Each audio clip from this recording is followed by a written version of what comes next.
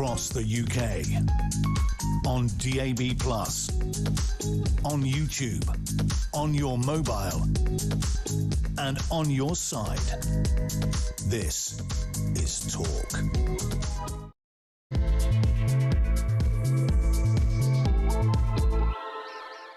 A very, very good morning to you. This is Talk, the Home of Common Sense, with me, Julia Hartley-Brewer, fast approaching 3 minutes past 10 o'clock. Whether you're listening on DAB Plus Radio or on your smart speaker, watching on YouTube or your connected device, thank you so much for your company.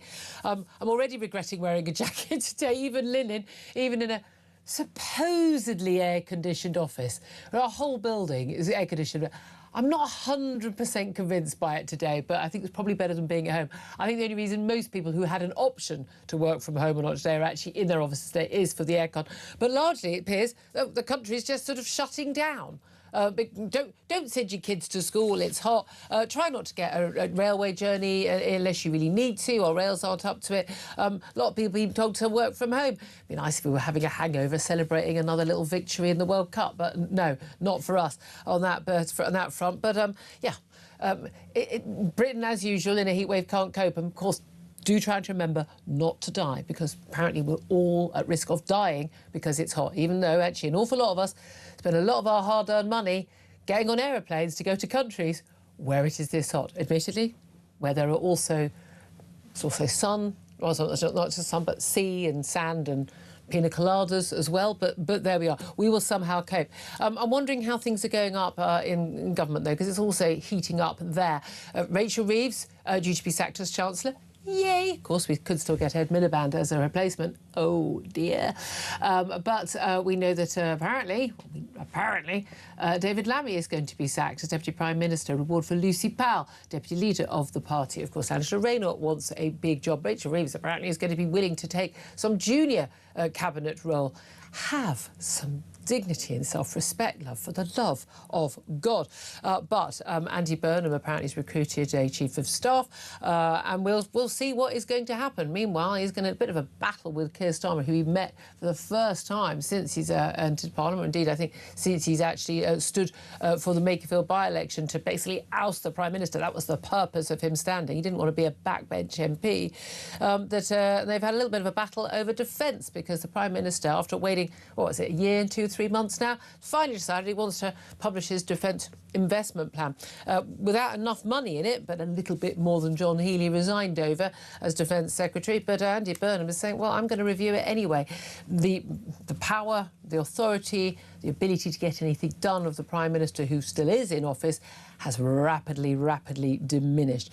Indeed, like our England team last night in their performance against Ghana. What a disappointing match. I think I may have dozed off at one point in the second half. Anyway, we're going to be talking about all of that. Also, we have this report coming out. It's at 11:45. It comes out into Nottingham NHS Trust Hospital, where the biggest maternity review ever in the NHS has taken place. And by all accounts, it is not going to be pretty reading. We'll be talking about that. Plenty more besides. And joining me for all the chat today, I'm delighted to say, is Benedict Spence, Conservative commentator. And you will probably note he's not wearing one of his regular, very smart woolen suits.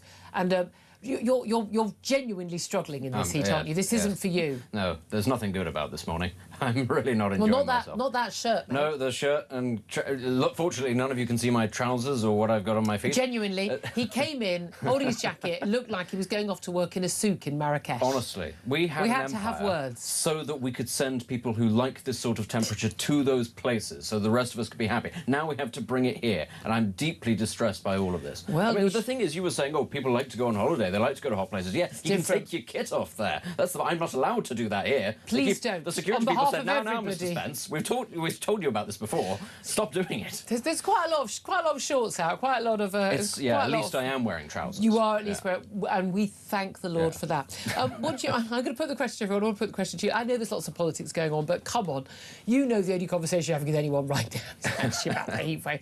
And as much as I fight against, I mean, you know, a lot of the mainstream media do, but part of me I just sort of feel, it's like, for goodness sake, can everyone get their act together?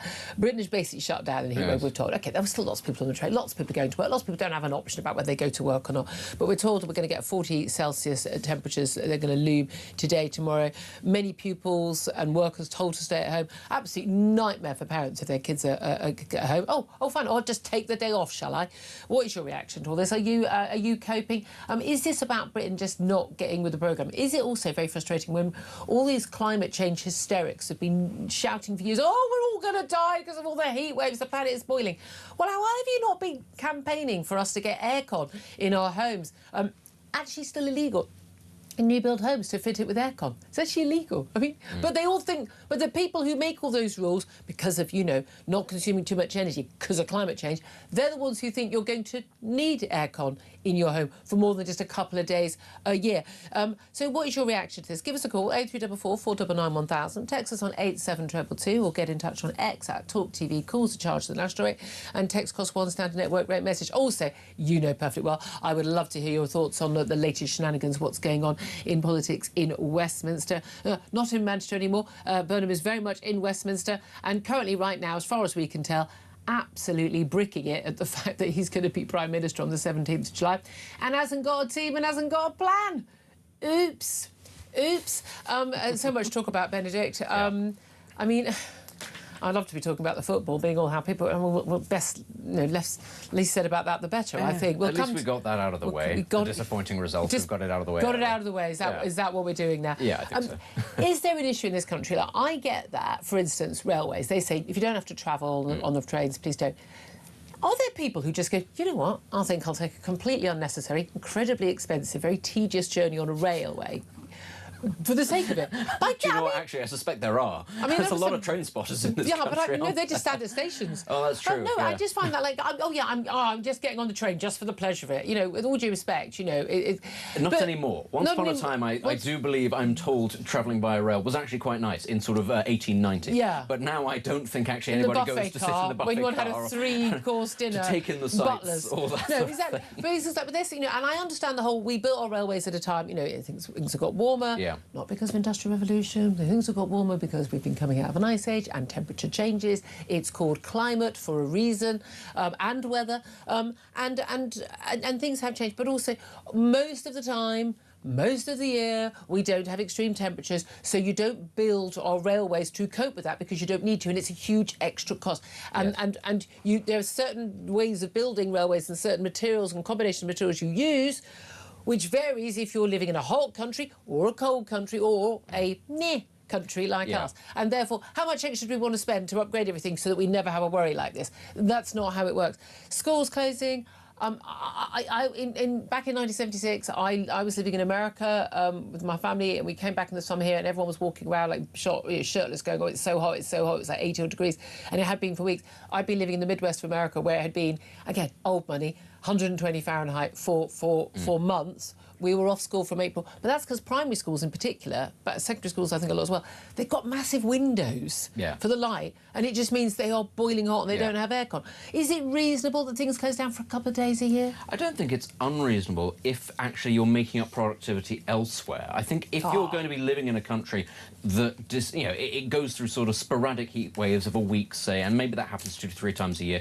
Well, OK, I mean, France takes all of August off, so does Italy. Yes, and actually the Italian economy is doing slightly better than ours these days, so clearly it doesn't affect them too badly. But the thing is, I think there needs to be flexibility about this. It can't simply be that, I mean, as you say, the majority of the time we do not, in fact, live in a heat wave, so you can't optimise rail waves to be perpetually prepared for a heat wave. But what that does mean is, I do think it's completely fair then for people to say, during weeks like this where the forecasts are what they are, to say, OK, you can work from home in most instances, only sort of travel if it is essential. There are always going to have to be people who don't have a say over this, but maybe that is therefore where some businesses then have to, I don't know, rethink how it is that they go about their working practices in these kinds of environments. Because, we can adapt. How likely is it that you're going to get as much work done in 35-degree heat as in 20-degree heat? It is fairly unlikely, if we're being honest. But Also, we do need to make the transition to aircon. Come on, we have the technology. The US, Dubai, all of these places are able to function. Singapore, because they have aircon. Exactly. And aircon also Most of America, you don't have to be rich in America to have an aircon unit, certainly in your bedroom. Modern aircon units also heat up during the winter. Yeah. They can do both things as well. So actually, why not get a heat pump? Apparently, we're not getting enough heat pumps. But what I love is this whole, like, you know, because of the we're having, you know, it's much hotter, and apparently these I mean, look, this is weather, right? It's a heat dome. It's a particular weather pattern that's hitting the whole of Europe, but. People, of course, the usual suspects are saying, oh, well, it's climate change, it's climate change. And no, by the way, it's not all scientists. It really, really isn't. And by the way, you lose your job if you say it isn't. That's why a lot of them say it. And you make a load of money if you do say it. I'm sorry, follow the money on this one. But basically, they say, well, it's all down to climate change as a result of the Industrial Revolution, blah, blah, blah. No, because of the Industrial Revolution, we have the ability to deal with changing climate. We can have heating in our homes. I know, in the winter. We can have cooling in our homes in the summer. How brilliant. I mean, it's almost like human ingenuity has given us a way of solving this problem, mitigating this problem, and it's working around the world. And it is extraordinary to me that there's, oh, we're all doomed, we're all going to die. And if one more person says to me, oh, people are going to die because of the heat. People die because of cold, far more than they die because of heat. Wow. More people, by a large majority in Africa, die of cold than die of heat. And Africa's quite hot, and a lot hotter than here most of the time. I mean, I'm sorry, cold is your problem, not heat. I'm very sorry if someone dies because of the heat, but I don't think that's a reason for us never to be allowed to take a flight again or stop being allowed to eat meat. I'm even more Darwinian than you. I wouldn't even say that cold kills people. People die. It's people kind die. of what happens at the end of the day.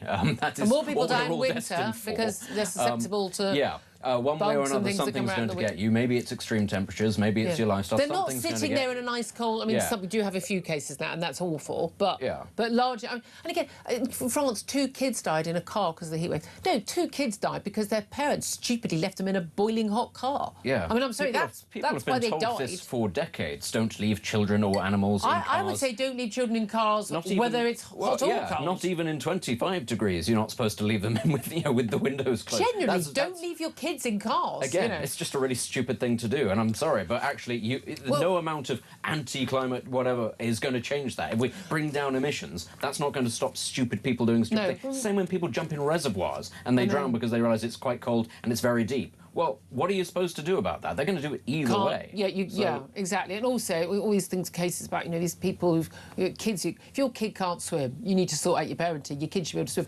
Schools are supposed to teach swimming, but if they haven't, I'm sorry. We are not talking about something that is a great cost. I'm sorry, your kid needs to be able to swim, end of. But again, that is something that I think that, the schools should take care of. Schools being closed, though, I mean, you have this throughout your years when you're a parent, when you've got, I'm out of all this now, but you just, oh, it's snowing. Seriously, oh, one teacher can't make it to work and might fall over, so we have to close the schools because it's snowing. It's going to be hot in the classrooms. Well, it's going to be hot at home as well. Yeah. But the thing is, the school goes, but it's not our problem. The thing is, and this is the tricky thing, and this is where you sort of have to understand what a school is also for. In heat like this, children are not going to learn, but we have to just accept that they're not going to learn, and they're not going to learn at home either. It's there, therefore, for them to effectively be a bit of a creche. It's for them to be somewhere. And, OK, they're going to be rowdy, they're going to be loud, they're not going to be concentrating. Fine, you have to write off that day. But you're going to be writing it off whether at home or at school. Well, and schools are quite happy to write off the last week of every term. And parents still need to go to work. So you can't just turn around and go, oh, sorry, no school for this But also, week. here's the key thing, and again, all these people who go, oh, the option to work from home. I do get a bit fed up when people go, oh, it's too hot, it's too hot. Yesterday, when my bins were collected, I mean, he's got a story about this. You see, the smell of the food, the smell of anything, the conditions these men are working in. Yes, they are largely men. If you're moaning about, oh, my office is a bit hot, I mean, we've just been moaning, but, frankly, give yourself a shake because you're not picking up smelly bins in this temperature. And I think, and it's not like it's really cool in the morning. Thank yourself lucky you don't have a physical job in these temperatures, frankly. Yes. Although the bin men did not collect my bin this morning because they said it smelled, which is what happens when you don't collect bins for a fortnight in 35-degree heat. The bins start to smell. It's a small point worth making. Let's talk politics. We've had our rant. We have. I promise we won't do that the whole show. If you're watching any other alternative channels or listening to the radio, that's all they're talking about. So I promise we'll move on.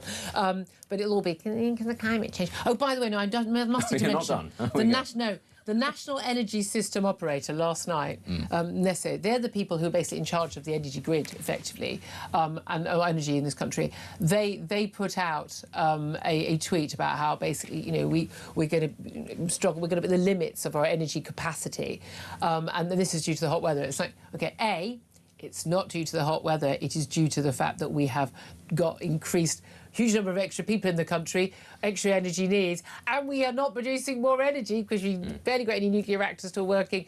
We haven't got enough gas, we haven't got gas storage, and we use solar power and wind power, which is intermittent and puts an extra strain on the system.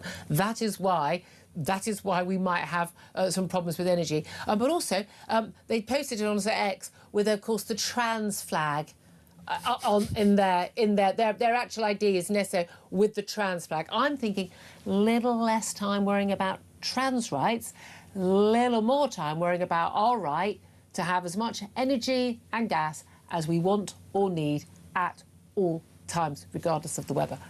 You did your job. Yeah, did your job. I think trans people and gay people and people who support Black Lives Matter and people who think for some reason they are this thing called queer, whatever it is else on that stupid flag, I think they would also benefit. So, you know, it wouldn't even be transphobic to just do your job, just saying. Anyway, let's talk about politics. Keir Starmer held his first talks with Andy Burnham. Interestingly, not in Westminster, not in Downing Street. Both snuck out to have a meeting. I'm sure it went terribly well. Keir Starmer, absolutely not a bitter man. You can tell from that announcement on Monday, he's absolutely furious that he thinks he's been stabbed in the back. Watching all those cabinet ministers, the few who turned out outside Downing Street, he didn't have the whole cabinet there. They were all busy, you know, clapping in Andy Burnham as soon as he arrived back in Westminster to be sworn in as an MP.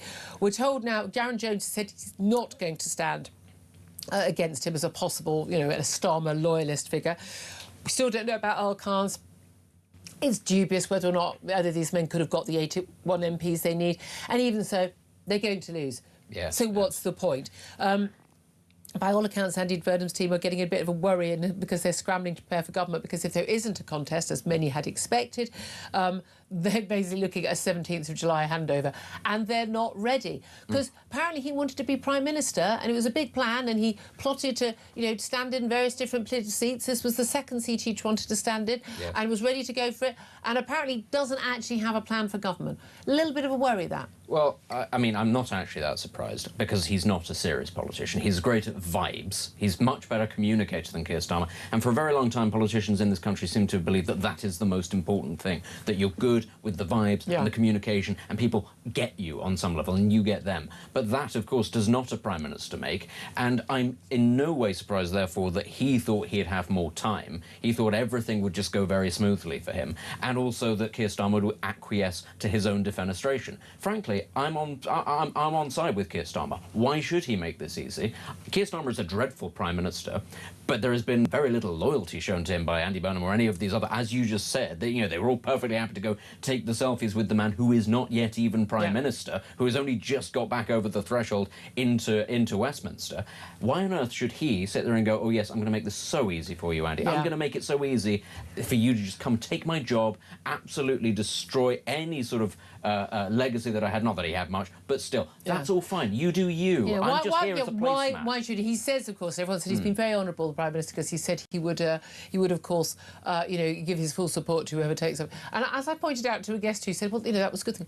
He couldn't say, and I'm going to really try and do over the next guy, but he's obviously bitter. But you cannot have a scenario where there is no other candidate and no one coming forward, that we're waiting until the 9th of July for nominations to open. We've got a complete... I mean, as if he wasn't a lame duck already, weirdly, with 400 MPs, a lame duck Prime Minister over the summer months. None of the problems that we're facing are going away. I mean, people might be going away on their summer holidays and not concentrating on politics so much, but sorry, our debt keeps mounting, our welfare bill keeps mounting, the defence threats keep mounting. That's the boat migrants will still come. Oh, they love it in this chat. Wait for the next few days' figures. That's all going to carry on coming. In which case, someone's going to have to act. But the Prime Minister hasn't got any power, hasn't got any authority. He says he's going to announce his latest defence investment plan. He's going to rush it through before this NATO summit, I think the 7th of July.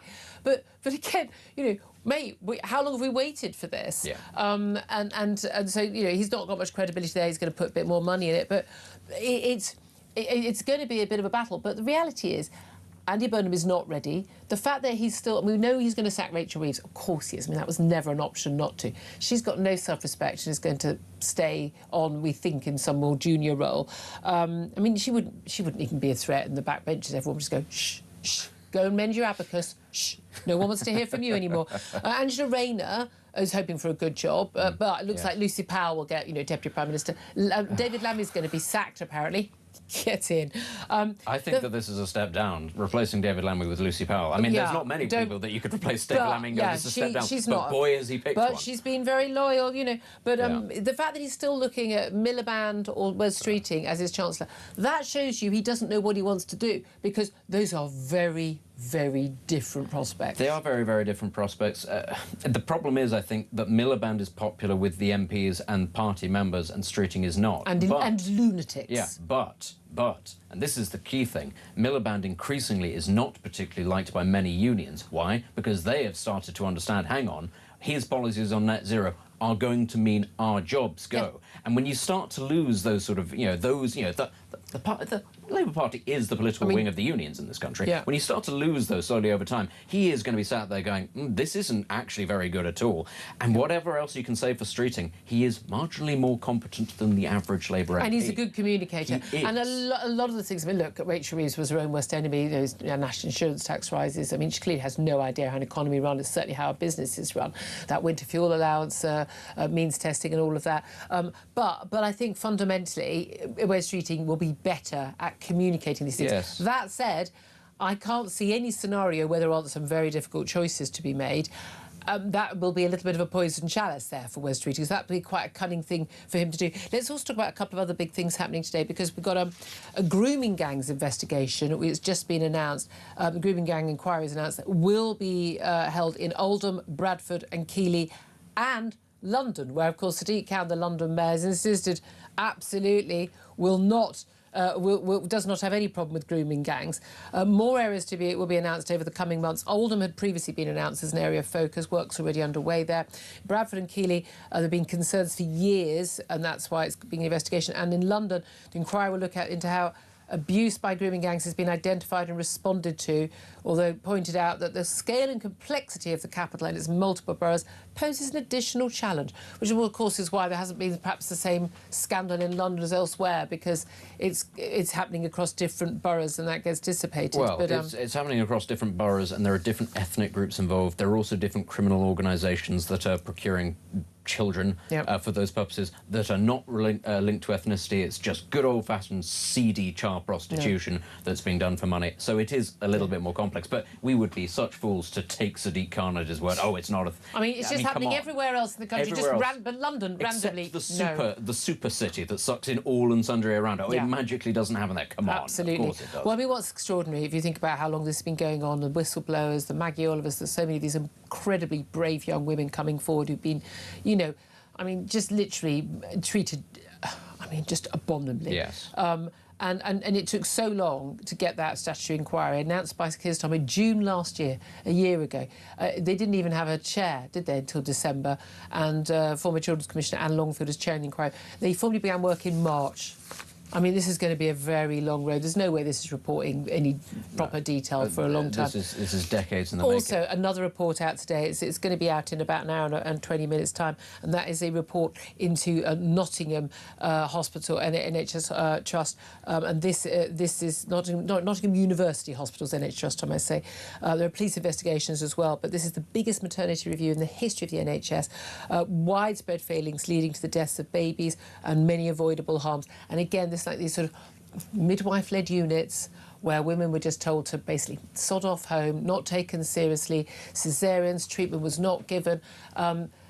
There's some talk. There's some racism there. There's some just Asian women do this. Women in the traveller community, they do this, and a lot of judgments. And yet again, our brilliant, amazing NHS yet again failing on the ground at the most important time that we ever need the NHS is when our babies are born, for goodness sake. Can you think of any more crucial service?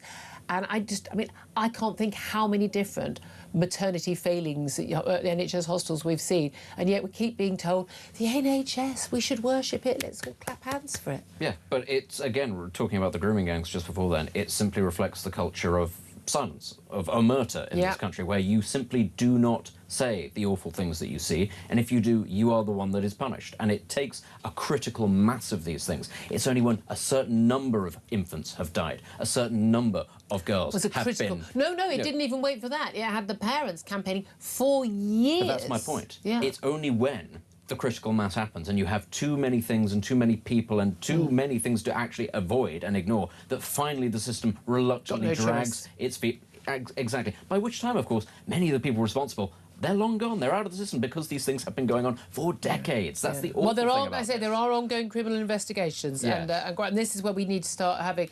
I just find it extraordinary. If you're in any job that people are going to make mistakes. There's human error. That's going to happen. Sadly, some baby is going to die. This is a dangerous job. Yes. This is having a baby. Giving birth, this was the most dangerous thing women ever did. Yeah. There's a reason why we medicalised it, because it's safer that way. I'm sorry, it is. Can I just give you some tips? Don't have a baby at home. Don't go to a midwife-led unit. Go to a top teaching hospital and have someone with you who's willing to shout at people to get you treatment. I cannot stress enough that that is what you should do if you're having a baby, because so many people go, oh, no, demand a second opinion, do whatever you have to do. But it is, and I say that as someone who had a 74-hour labour, it is extraordinary. I have interviewed far too many parents of babies that have been lost during the birth because of stupid medical errors. Not, look, it was a touch and go, but just not giving treatment at the right time, not listening to mum saying, look, something's going wrong. And it's absolutely heartbreaking. And the only way it stops is if people learn the lessons. There's going to be another report, yet another report, to yet another hospital, load of failings, and I don't think anything's going to change, because there is just no will to make any change of any sort in our NHS, because it is a religion. And these people, the people running the NHS, are the problem. People have got to get to grips. They are the problem. Right, we're going to go to a quick break. We're going to get your calls on. We're going to be talking to Annunziata Rees-Mogg coming up, what she makes of the shenanigans in the Labour Party. Do get in touch. I want to hear your thoughts on whether it's Andy Burnham, whether it's on the heat wave, Britain shutting down. If your kids' school's closed today, are you left high and dry? Maybe you've got the sort of job where, you don't get to work from home. You don't get to moan about, the aircon's not great today. How are you coping? I don't know, you're a farmer, bin man, whatever you are. Give us a call. 0344 499 1000 is the number to get in touch. This is Talk.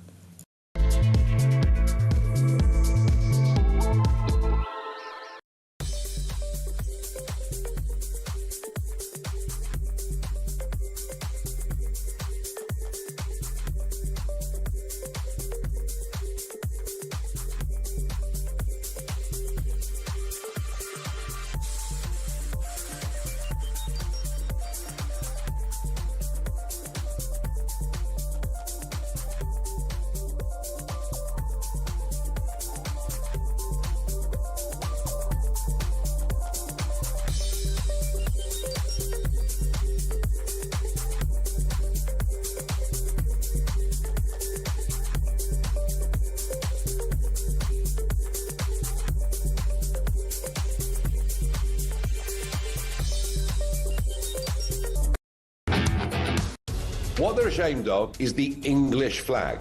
Scottish flag, fine. Welsh flag, fine. Irish, everything like that's marvellous. But no. We can't be English. And this has been going on for a long time. He would be Prime Minister of the most toxic political brand in the country at the moment, which is Labour. And that is what we will be battling against. Our Prime Minister is allegedly attacked by another nation and nothing is said.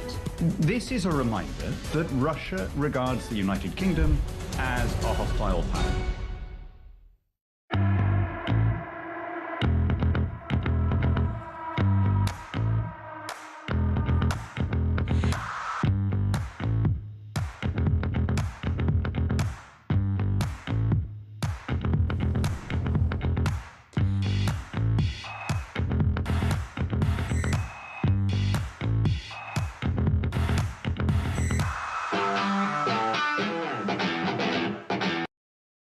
across the UK. On DAB+, on YouTube, on your mobile, and on your side. This is Talk. This is Talk, the home of common sense. 10:31 is the time. Let's get straight to your calls. 0344 499 1000 is the number to get in touch. Ken is in Poole. Oh, apologies, not Ken in Poole. Apparently, just moving his line. Graham is in High Wycombe. Graham, you want to talk about Andy Burnham, don't you? What do you want to say? I certainly do. Unfortunately, I didn't join you in the Bollinger on Monday. I know, I didn't have Bollinger. That was one of my callers having Bollinger at 10:30 in the morning. I remember it well. Look, whoever's in charge, we live in a capistocracy, which is a government of the least competent and the most unprincipled. So you said earlier, Andy Burnham might be in power in 3 weeks' time. It doesn't matter if he's ready or not, because he's probably going to do worse if he is ready. Why do you say that? Because they have the wrong policies and completely the wrong idea for this country. They're going to keep, as you've already reported, increasing tax. This is a party that believes that you can tax your way into prosperity, that you can grow the pie by dividing it even more. This is a party that doesn't believe that we can build anything. I mean, when was the last time as a country we successfully built anything? HS2 is sitting there. We should have a third runway at Heathrow years ago.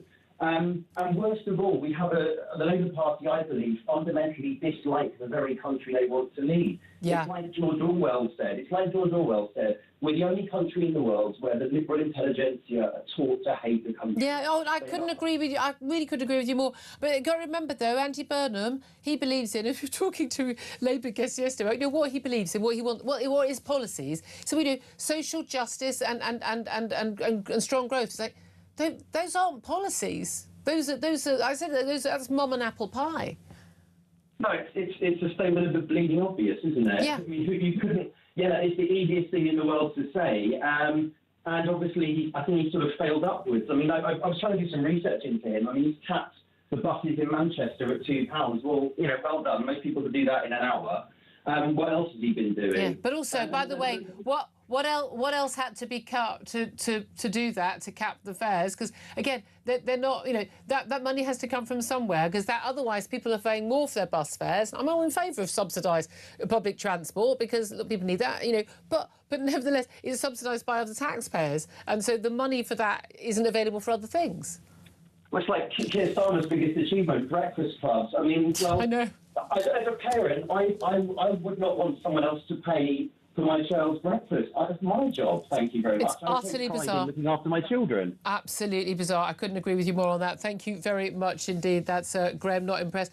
Ken was on the line. We keep losing Ken's line. He was going to point out that he, like me, went through the summer of 76 and people just stopped complaining. But his line keeps going down, probably because of the heat. What's your reaction to the heat wave? Russell says it's pathetic overreaction. Sadly, that seems the norm now.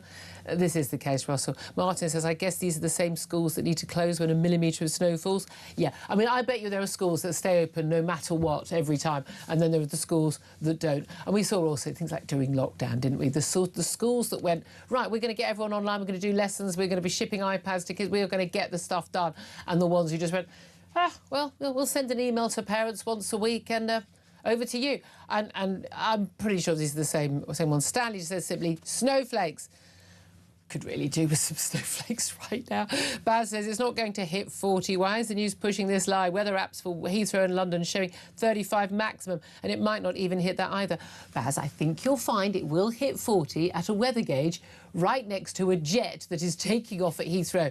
That's what happens. And it's really weird, isn't it, that all these weather gauges that are in areas that are urban, that weren't urban when they were set up, or they were suburban, and are now completely built up with loads of traffic and hot tarmac that retains the heat. And amazingly, that it's got warmer. It's really noticeable, isn't it, when you're in the middle of a city, how much warmer it is than when you're, out in the middle of the countryside when there's no heat build up. Yeah, we will. They're going to make damn sure we hit the 40, mate. It's just not going to be on any of our thermometers. It's totally utter rubbish, says Jane. They just want to enjoy the hot weather. That's the people who are taking the day off. She goes, I'm loving it. Charlie says, simple solution, just build some more air conditioning units. Why did no one think of that? Oh, yeah, every other country in the world that has hot weather has. Mind-blowing, eh? Anyway, up next, we're going to take a quick break. We're going to be talking to Annunziata Rees-Mogg about what does she reckon a Burnham government holds for us. This is Talk.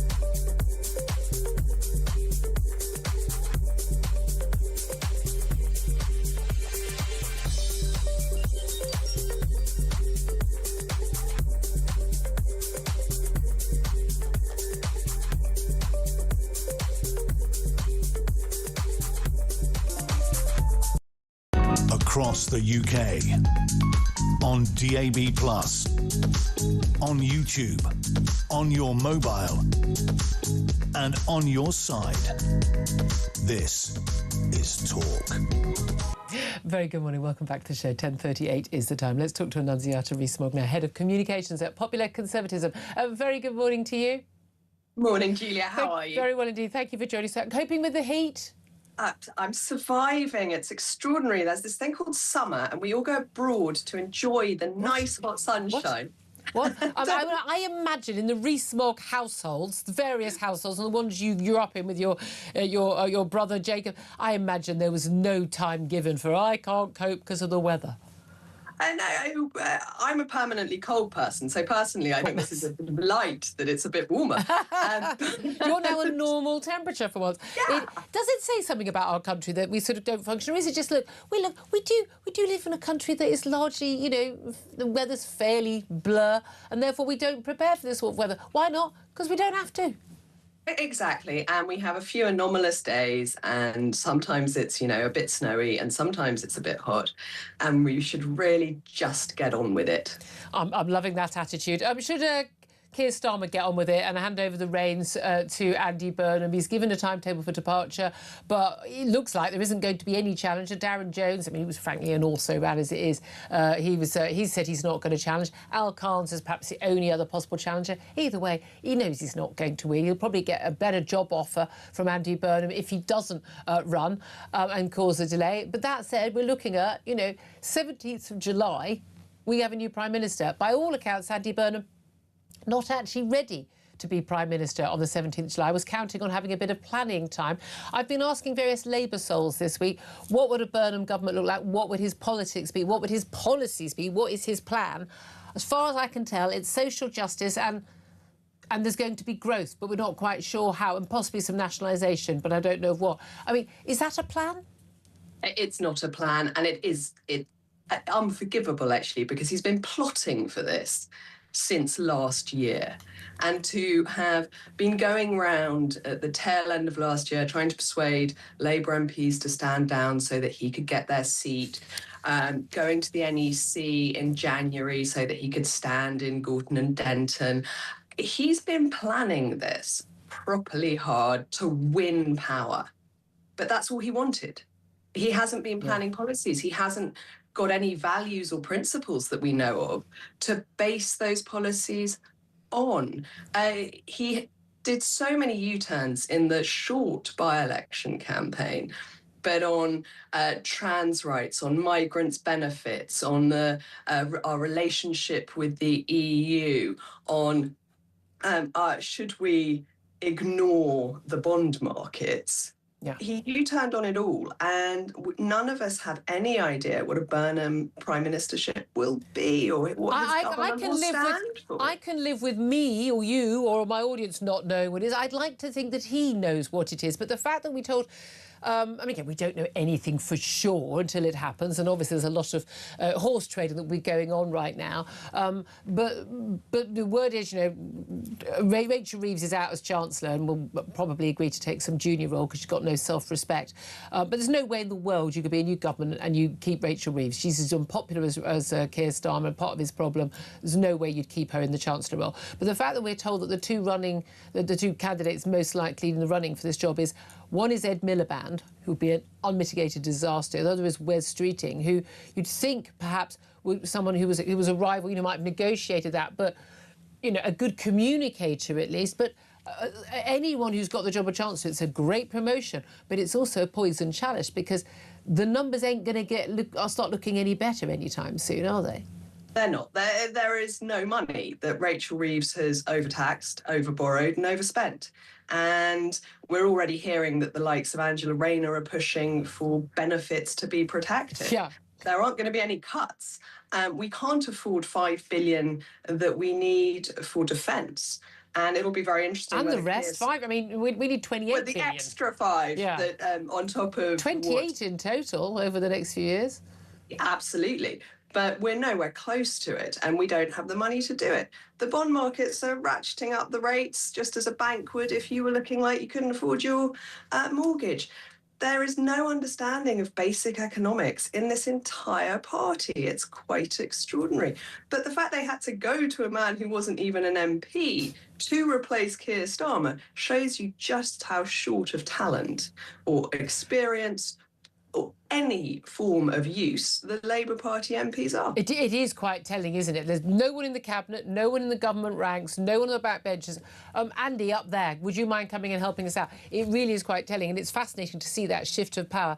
Prime Minister desperately trying to cling on, clearly furious that he's being ousted, and he feels backstabbed. He doesn't think he's done a bad job at all, which is terrifying that he doesn't realise that. I'd have really respected him if he said, you know what, I wasn't up to the job, I couldn't do it. I'd go, oh, you know what? Nice to know you've got a bit of self-knowledge.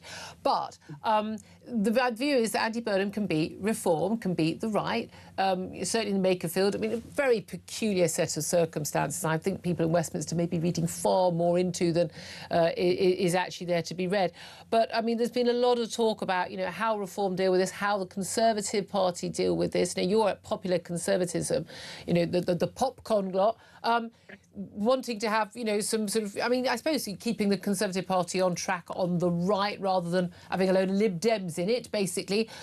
Reason why a lot of people moved to Reform was they felt the Conservative Party was not representing their views, was no longer a Conservative Party. What do you make of the challenge that Andy Burnham poses there? If he is as popular and has his bounce, is there a risk of a general election? Do you think that is a concern for your party that you support? Popcorn is cross-party. We want to unite the right.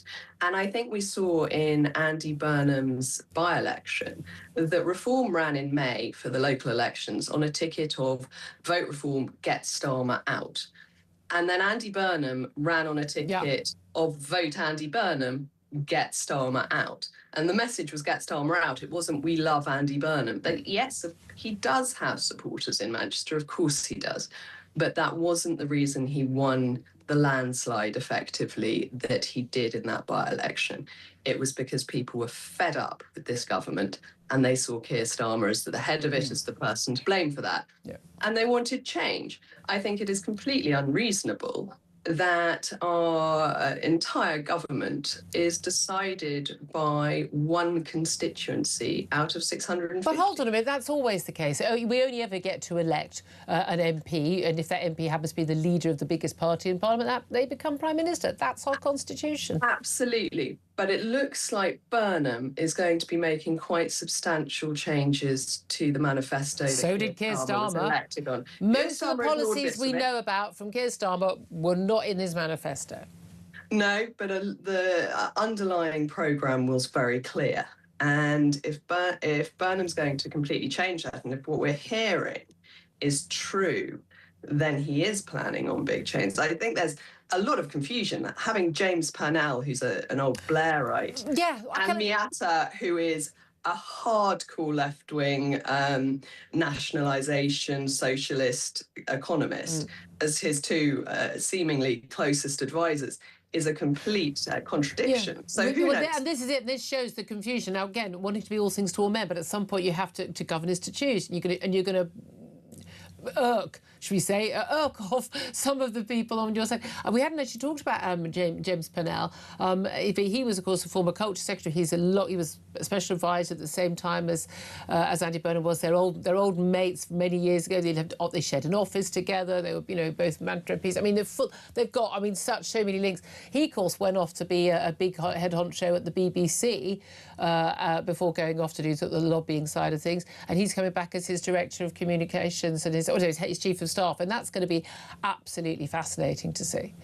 It is, and if he has any deal of influence, it will set up Andy Burnham against his hard left backbenchers.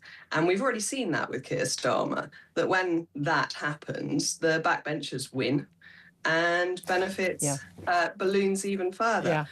But the fact that Andy Burnham is also taking advice on how to nationalise water, electricity, a whole of energy, transport, it's pipe dreams. There is no money to pay for all of this. The upfront costs and things and also it won't change anyone's lives, which is what people are wanting. Annunziata, great to talk to you. Annunziata Rees-Mogg, Head of Communications at Popular Conservatism, Popcon. Benedict Spence, your response? I mean, whilst it may be incredibly expensive, the thing that we're all missing, of course, with this is that it's surprisingly popular, a lot of the things that he's promising. Oh, yeah, nationalisation, So even though we're all sat here going, my word, this is going to bankrupt us all, he won't care because he will suspect that there's enough people, there's a critical mass of people who are prepared to back him either way. And I mean, you just need to see, frankly, how many people sort of backed the Greens recently. Yeah, but it's still the leaning into fantasy politics. Britain has yet to reach people the can stage. Support lots of policies until they're expected to pay for them. But that's the point. Britain they think has yet someone to else reach, is going to pay for them. Britain has yet to reach that point Critical where mass, the crisis happens. Absolutely. I mean, may as well. I say, make Angela Rayner Prime Minister and bring it on. I've always said this. 10:48 is the time. Up next, going to talk to the brilliant Emma Trimble at the New Culture Forum about the latest woke madness and why on earth the BBC has decided they're going to target non-British viewers. This is Talk.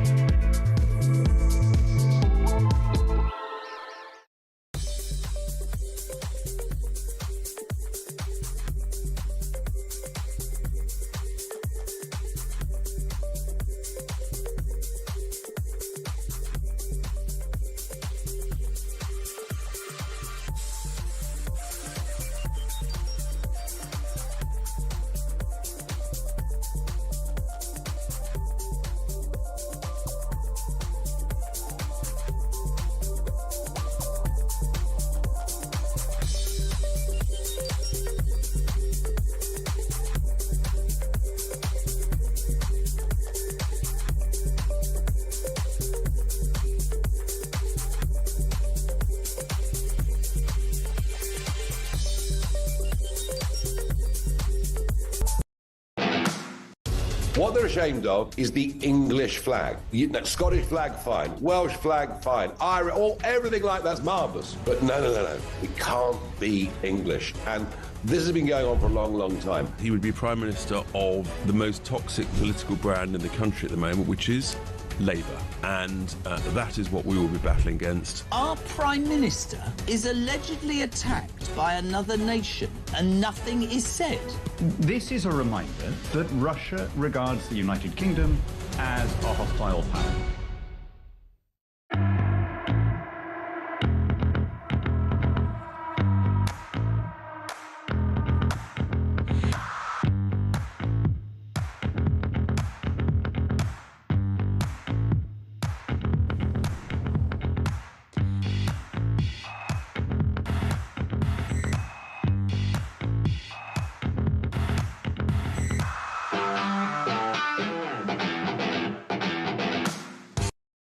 Across the UK, on DAB+, on YouTube, on your mobile, and on your side.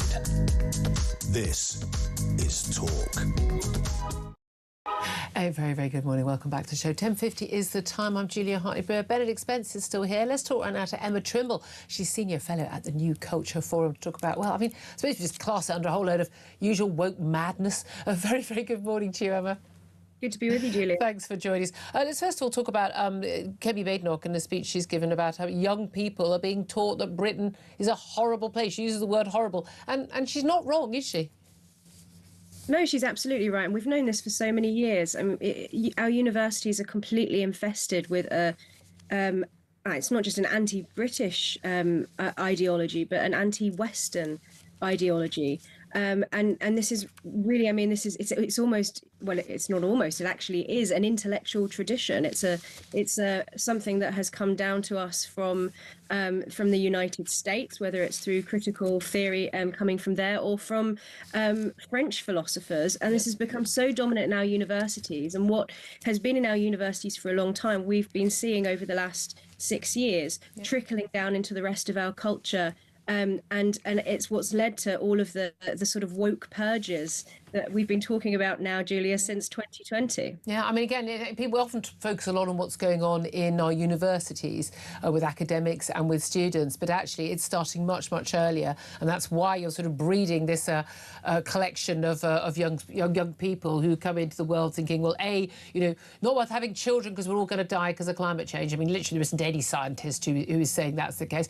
Believing that white people are born innately racist and under oppressors, and anyone with any shade of brown skin is somehow oppressed. The trans people are the most put upon people in the world. I mean, it goes through all and Palestinian cause is the ultimate virtue signal, and Israel is the ultimate signal of hatred and death and destruction.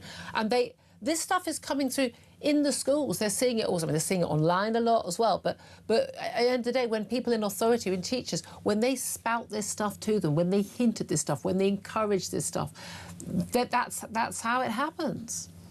Yeah, I think at the height of the kind of ideological fervour after 2020, after the murder of George Floyd, and all of the sort of activist activity that followed, we saw a lot of this stuff, and we talked about it very often because it was in the news more. This was something that seemed to be new to people. It was a kind of cultural revolution that was taking place, and I think that there can be a perception that because we're talking about these things less, I think partly because they're no longer new to us, that these things have gone away. They haven't. Our institutions, whether it's educational institutions, heritage institutions, whether it's at higher education or at school, for younger students, the students are not being taught to be not to be proud of their country. I'm not suggesting that children should be, taught indoctrinated, indoctrinated. They should have a balanced view of their country. Yeah, all of our history can't be entirely about the fact that we had an empire and slavery. There's more to us than that. And by the way, we ended slavery. I don't think that is a stain on our character. I mean, it is painful, that, isn't it? Listen, I want to talk to you also about. I mean, there is a small victory here, though. Although I'm not into exhibitions being pulled. I don't want to censor anybody saying anything at all. But an artist, it was a joint Turner Prize winning artist, so probably live without her art. Helen Cammock. We talked about this on the show recently. She had a video display at the National Portrait Gallery which criticised Winston Churchill. Of course it did, claiming he deliberately killed millions of Indians with starvation during the Second World War. It's actually now been withdrawn by the artist. She claimed that he willfully inflicted mass starvation on Indians. Now, there's no doubt at all Indians did die en masse, but it largely seems to be, it was. Unfortunately, they were not a top priority during the war effort. This was something that happened, in the 1940s during the war effort. And a lot of very esteemed historians who, said, look, this is simply not true. You've no evidence for this. But it's exactly the sort of thing I now expect to be happening out on national galleries. But a small victory that it's been withdrawn? It is. I mean, this is exactly the perfect example of what we're talking about, Julia. The line that this artist has taken on Churchill's history in the Bengal famine is something that we see repeated time and time again, despite the fact that it's not historically accurate, and it's been busted by historians time and time again. Not least of all Lord Andrew Roberts, who was at the forefront of pushing back against this false narrative in the National Gallery. This is not to infringe on somebody's artistic freedom, but you can't have in the National Gallery. If you remember, during all of the Black Lives Matter stuff, when exhibitions were being edited in various ways and things were being removed from galleries, people were talking about contextualizing them with plaques. This was, put in the National Gallery with, totally uncontested, presented as if it were fact. Churchill was not responsible for the rice crop, for the typhoon that led to the rice crop failure that led to the Bengal famine. And he actually did everything that he could in order to try and ameliorate the effects of that. He looked to Canada, to the United States, to Australia to try and find a way to make sure. A lot of people would argue, we spoke to a guest on this, the other week, not enough was done. But again, sorry, we were in the middle of fighting the Nazis at the time. I'm sorry that, actually, other things were going on. But it's not, it's to say not enough was done. Sure, but, he did so much, and actually probably above and beyond by actually trying to redivert resources that would have been needed. But again, it's the inference, well, not inference, the blatant statement that someone has, bad apes. Load of people died. It's because he's a horrible, nasty white racist. To denigrating some of the greatest Britons who've ever lived is the thing that I think that really, really upsets people, is that we have to have heroes. And no one's pretending that, Winston Churchill was perfect, or any of our heroes have been perfect, or any international. People are flawed human beings. But it's almost like a need that they have to bring down anybody who has, basically done the right thing. I don't know, small matter of saving Europe from Nazism. I think that should count for something. Just one final thing I want to talk to you about. The BBC News apparently are going to target international viewers rather than viewers here in the UK, because they make more money from their TV channels overseas. This is the interim chief executive of BBC News, Jonathan Munro, says the broadcast will prioritise international audiences because it wants to shore up its finances. But hold on a minute. I know they make money from abroad, but we fundamentally pay billions in our licence fee for them to do the news. It's supposed to be for us. I don't mind a little bit of world news for international people. I know it plays quite an important role, BBC Persia and all that. But, really? Isn't it supposed to be about us? Defeats the object, really, doesn't it, Julia? It's supposed to be the British Broadcasting Corporation. Fair point. If people are being asked to pay the licence fee, you should expect that it's the licence fee who's going to be the primary customer of the stuff that they're producing. They're obviously doing this because they can advertise abroad and they can make more revenue from it. But if they're going to do that, then they have to drop the licence fee, and perhaps one or the other. They're preparing for that. Who knows? All in favour of them doing that. I defended them. I wasn't a defund the BBC person until their coverage of Israel. I think they've lost all claim to be a public service broadcaster on the trans issue, on climate change nonsense, and on their pro-Palestinian propaganda. I just think they've lost all credibility, and frankly, I don't want them to have a penny of my money anymore. Emma Trimble from this New Culture Forum at Suez, she's a senior fellow. Thank you so much. I know Benedict Spence wants to get in, but time is short. I will come to you on some of those stories coming up. In the next hour, we are going to see that report into the maternity failings at Nottingham University NHS Trust. We also learnt this morning that grooming gang investigations will be held in Oldham, in Bradford and Keighley, and also in London, where, of course, the London Mayor, Sadiq Khan, says it's not happening at all. And what the hell's going on with Andy Burnham? This is Talk.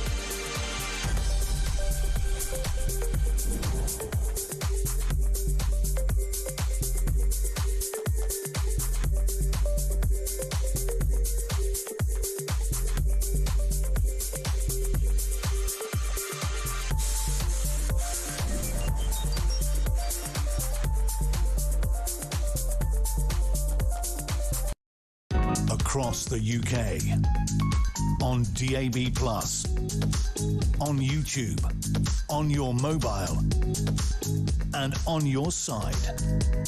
This is Talk.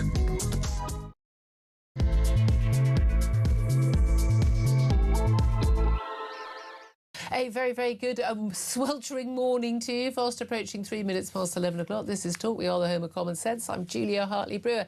And whether you're listening on DAB Plus radio in the garden or on your smart speaker, whether you're watching us on YouTube in hopefully the coldest room in the house or at work, and you're your connected device, thank you very much for your company. I hope you're coping with the heat wave. Whether you've got to work, managed to get off work, looking after the kids because their school is closed, wherever you are, however you are, maybe you're just sitting in the car with the aircon on, I don't know.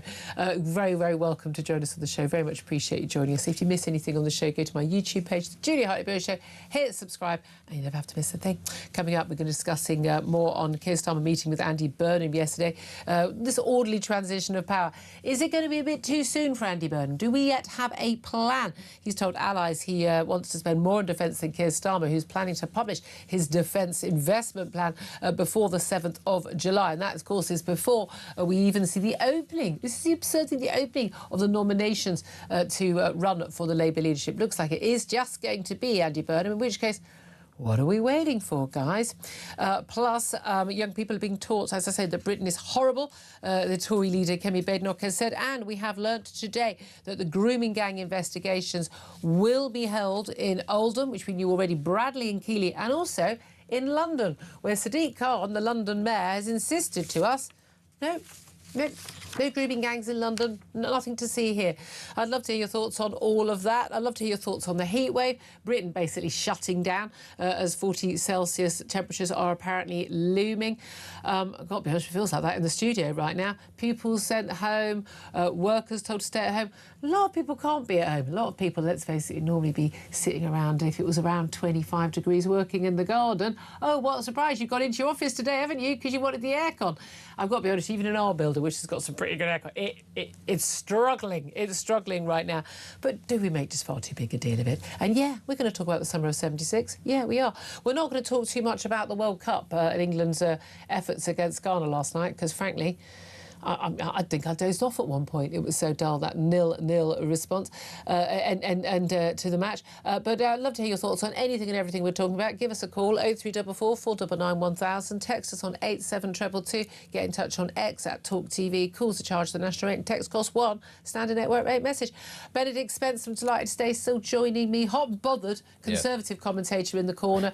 I won't go on about his horrific shirt today, but I am going to insist it's thrown in the bin after the show, just for everyone's benefit. OK, I'll get my kit off and walk through London with my shuttle. I'm one of those people. England didn't even win last night. Then I could have got away with it. Who did that. Now, we did rant on about the weather for a bit, but just very brief. I mean, amber extreme heat warning still going on for Friday. We've got a red heat warning. That's basically we're all going to die warning. I did give in, and I did actually take a bottle of water on my train journey in this morning because I was a little bit thirsty yesterday. Just that sort of it is quite hot. But I kind of hated myself for it because if you must see at any railway station and tube station, you get a sign saying, when it's hot, please carry a bottle of water. And hilariously, they keep those signs up even when it drops to sort of 17 degrees and it's raining all day. Yeah, I mean, there's also the thing, of course, when they say, due to today's wet weather, please take care on the escalators not to slip over. I hadn't thought of that. Although sometimes they use the word inclement weather, which I think, that's nice, that's a throwback, that's a bit niche. Isn't it? But, absolutely. almost ironically, they make it sound cool by saying, amber extreme warning, and think, oh wow. Well, they love their weather maps for that dark red, don't they? But they've run out of colours now because basically they've gone from dark red to basically black in parts of the country. So if it gets any hotter, it's kind of like, oh well, it's still black. It's still a black warning. I mean, we'll talk about the climate change because the hysterics are up. I mean, the climate correspondents. I mean, when they're not, they love it. When they're not jetting around the world. I mean, the UN Secretary General, he's a full-on doomsayer. He jetted in. He jetted into the country talking about the...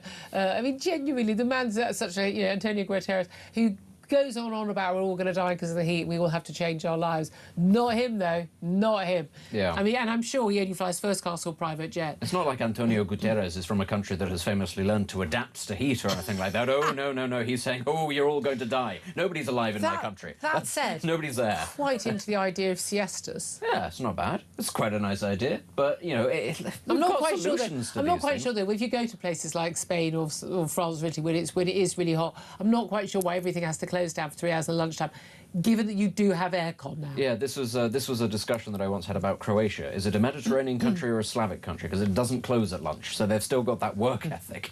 That, and they also drink beer rather than wine. It'll bode well. It'll bode well for the future. Let's talk about this announcement this morning that the grooming gang inquiry is going to be having investigations held in Oldham, in Bradford and Keighley, and in London. The real surprise there, I think, is London, where, of course, Sadiq Khan, the London mayor, when questioned by people at from the Greater London Assembly about grooming gang issue in London, he's basically said nothing to see here. He's not aware of any problem. I mean, a lot of people just say, are you kidding me? Given particularly the ethnic religious group, Pakistani Muslims, basically from the Kashmiri area in Pakistan. Sorry, the heat is getting to me. In Pakistan, have been largely responsible for those grooming gangs in numerous cities around the country. Well, they've got quite a big population in London. Yeah. I think it'd be strange. And we know other ethnic groups, including white people, by the way, are involved in grooming gangs. But there's been a particular issue with an attitude towards white working class girls who were seen as expendable, people not being investigated when they've been reported to the police because of concerns about community cohesion. Yeah. That's the key issue. It's not that only certain people are paedophiles and rapists, it's that who can get away with it because of cultural concerns. But the idea that it's not happening on a grand scale in London as well as in every other town and city in this country, I find risible. Why does Sadiq Khan think it isn't? Oh, because Sadiq Khan thinks that London is the best city in the world, but it's also a dreadful place. So on the one hand, everything is wonderful under him, but all the children live in poverty, and that's why he needs more of your money. And are dying from pollution, apparently, if you drive your car. It's great vibes, everything's wonderful, but at the same time, climate change is going to kill you. That's his attitude sort of every summer. Everything needs to be sort of ripped down because it's old and colonial, but at the same time, London's heritage is brilliant, and that's why everybody comes. He lives in a constant state of flux between view. He and Andy Burnham must really get on, because they just flip-flop on absolutely everything. It is both terrible and brilliant at the same time. Big pro-Euro. Oh, of course. We're not in Europe, and that's that's part of our strength, but at the same time, we want to be in Europe, because then we can align with it, even though the lack of alignment is what allows us to be dynamic. And you just sit there and you listen to these men spouting off, and you just think, how did we get here? We used to actually have people that understood things like cause and effect and things like crime and things like statistics, and now we just have men who sort of wave their hands in the air and go, isn't it great and also terrible at the same time? Well, and everybody nods along and goes, oh, yes, exactly. Mr. Mayor, it is. Ties in very well with that. I'd love to hear your thoughts on this grooming gang inquiry. I mean, again, it's set up a year ago. It'll be years before we get a result. Moving. If there's a result, and then we'll be told lessons will be learned, within which time more people will have been abused. And they will never get it. Thousands of girls are being abused today. Exactly. I mean, that's the thing. I've always said this, and it's gruesome. It's like, right now there's a girl being gang raped above a kebab shop, and we'll all just pretend. That's not happening, and it's something's happened in the past, and that's not the case. I'm sorry, but that's the reality. Listen, let's also... You ties it very nicely with Andy Burnham. He was Mayor of Greater Manchester, Sadiq Khan, Mayor of London. Mayor of Greater Manchester is going to be our next Prime Minister. I think that's absolutely without doubt now. Yeah. Darren Jones, who was... who? Yeah, exactly. Even Mrs Jones is like... Do you think you're going to run for leader? Okay, he says he never did. It was people close to him. Yeah, with people close to you saying something, it's because you said it. And now he's saying, oh, no, I'm not going to run for have a contest. Now, the view was, Andy Burnham didn't want a contest.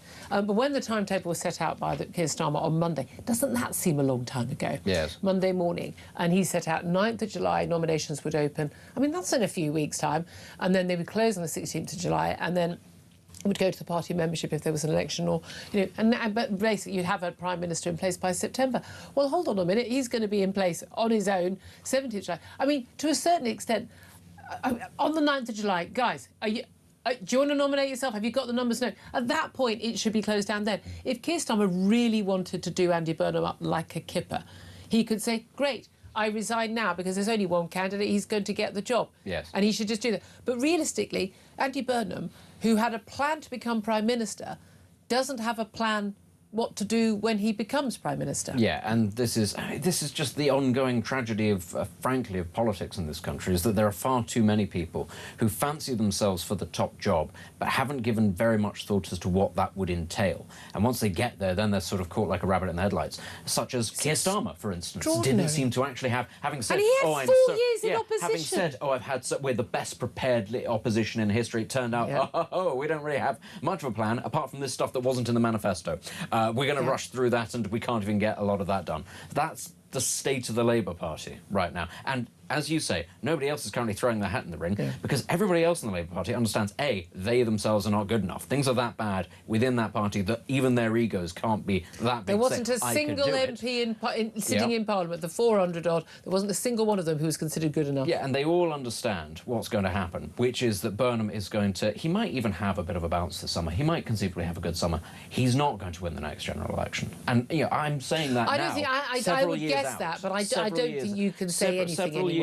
Several years out, I just think the very fact that we're talking about somebody about to be parachuted in, almost no opposition at all, parachuted into the role of Prime Minister, and he's hopping about going, who's going to be my Chancellor? Does that not ring the alarm bells? The deal wasn't already done. Yeah, and again, who your chancellor is, not only is it someone you should work hand in glove with, but it's somebody who is on the same page as you in terms of what you think to do. Because I know everyone says he's not really ideological, but actually, no, there is an ideology behind.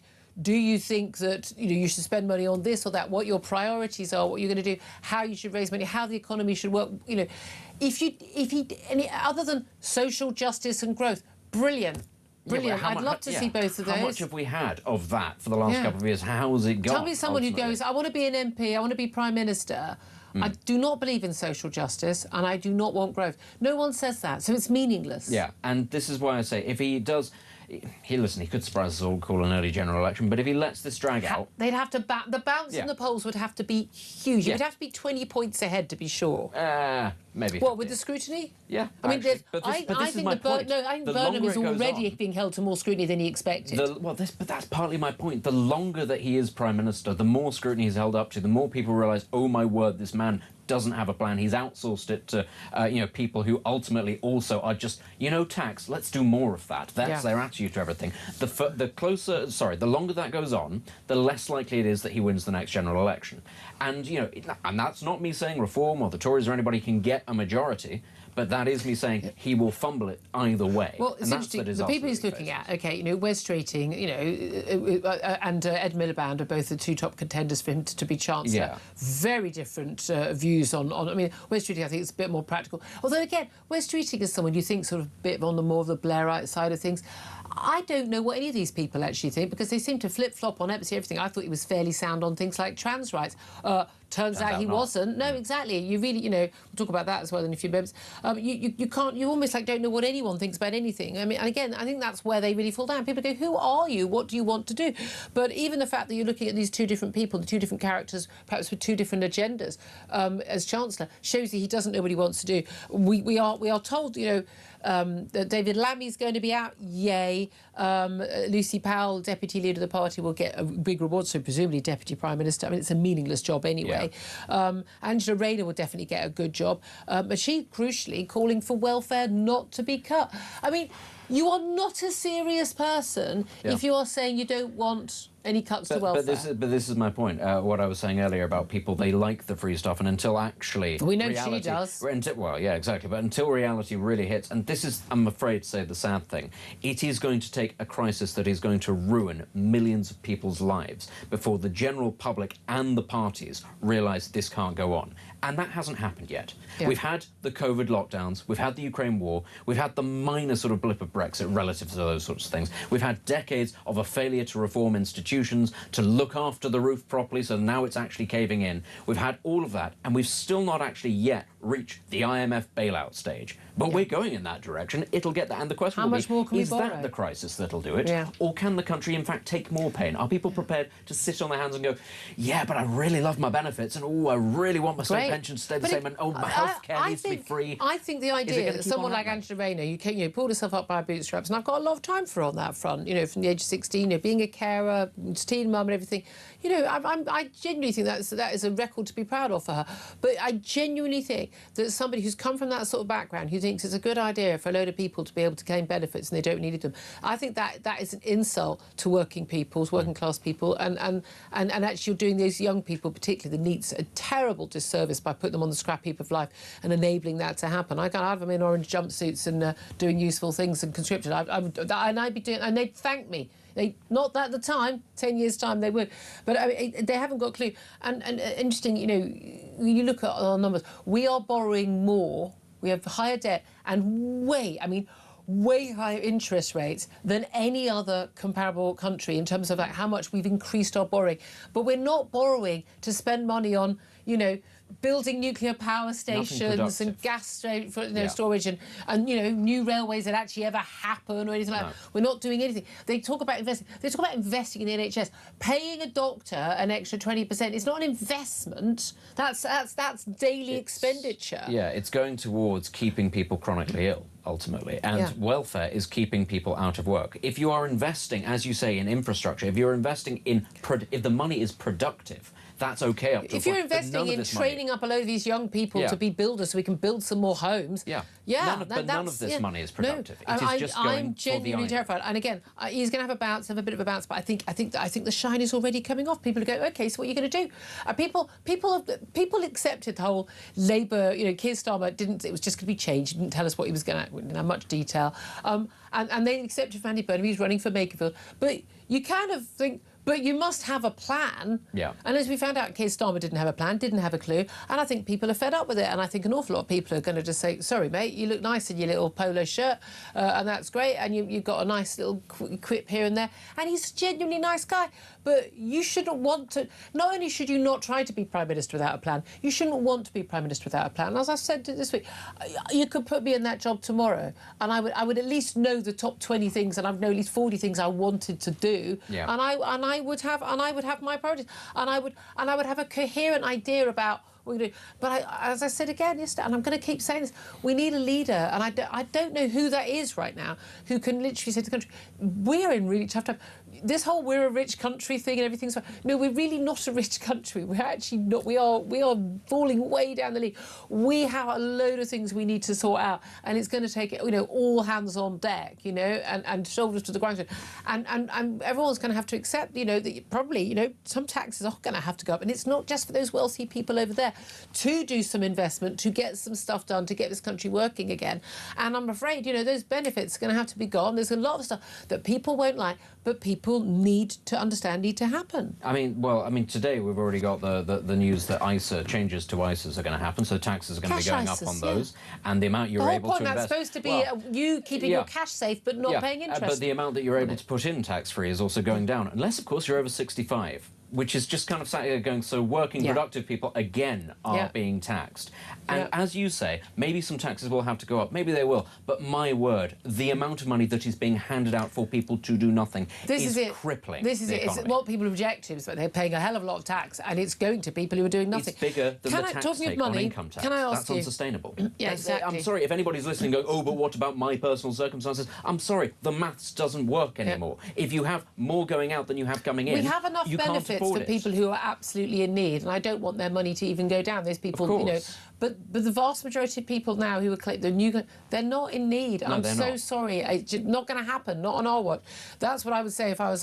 If the test of whether you're a good human being now in the Labour Party is whether or not you will stop a 21-year-old who has mild anxiety from ever working.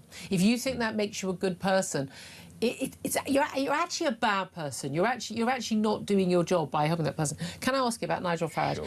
He was on the show yesterday at 10 o'clock, and he'd done various other interviews beforehand, and all of us had tackled him on the issue of this £5 million gift, reward, payment for his security. He's described it in various different ways, from this crypto billionaire in Thailand. No doubt at all, he's having a lot of grief over this. Yeah. Labour press office picked up on my interview and retweeted it. It was saying, oh, you know, what's he got to hide, you know, actually answering questions. I pointed out to them that what have they got to hide, because when you're putting a Labour MP up for my show, because they don't. I mean, when I was on the breakfast show, you have the media around, hilariously. I mean, Tories and Labour just as bad, where genuinely, you know, you'd ask perfectly reasonable questions and you'd just point out when people were talking absolute nonsense, which is what you expect me to do in my job, what all interviewers should do. And then you get kickback. Well, we're not going to put, literally, we're not going to put a minister on or a shadow minister on for 2 weeks. It's like, fine, I'll live with it. But I'm not going to not ask you the questions or not pull you up on when you talk absolute abject nonsense.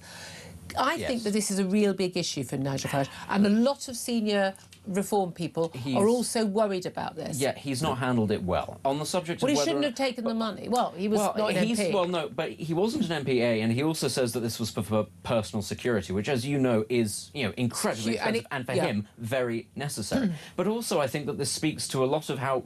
Frankly, cryptocurrency isn't something that's understood by the average person, let alone... We think it's dodgy. They all think it's dodgy, but you have to understand why it exists. So what it is that people are talking about is Nigel Farage has been asked by some dodgy man to lobby the Bank of England not to bring in a UK-backed stablecoin. Even if they did that, nobody would buy it, because the point of cryptocurrency is to take your money out of the hand of a government, which is devaluing your money. That's literally the whole point. And yes, criminals use cryptocurrency. Do you know what else they use? Pounds, the US dollar, euros, because you have a 500 million... Any store of value, because they're criminals. That's what they do. But, I mean, we're not accusing the donor of no, but that's the line that is being spun. That's the thing. But the crucial thing is he wasn't an MP at the time. He had no plans to return at that time. And I do know that from behind the scenes. But he was being persuaded by a lot of people to return. But under the rule, he says he didn't have to declare this money under the rules. It was a gift. And he said to me, it's none of your business. It was a gift. And I was like, it was almost like an inheritance. You know, someone has an inheritance. And I pointed out, he's not your dad. You know, he's much younger than you for a start.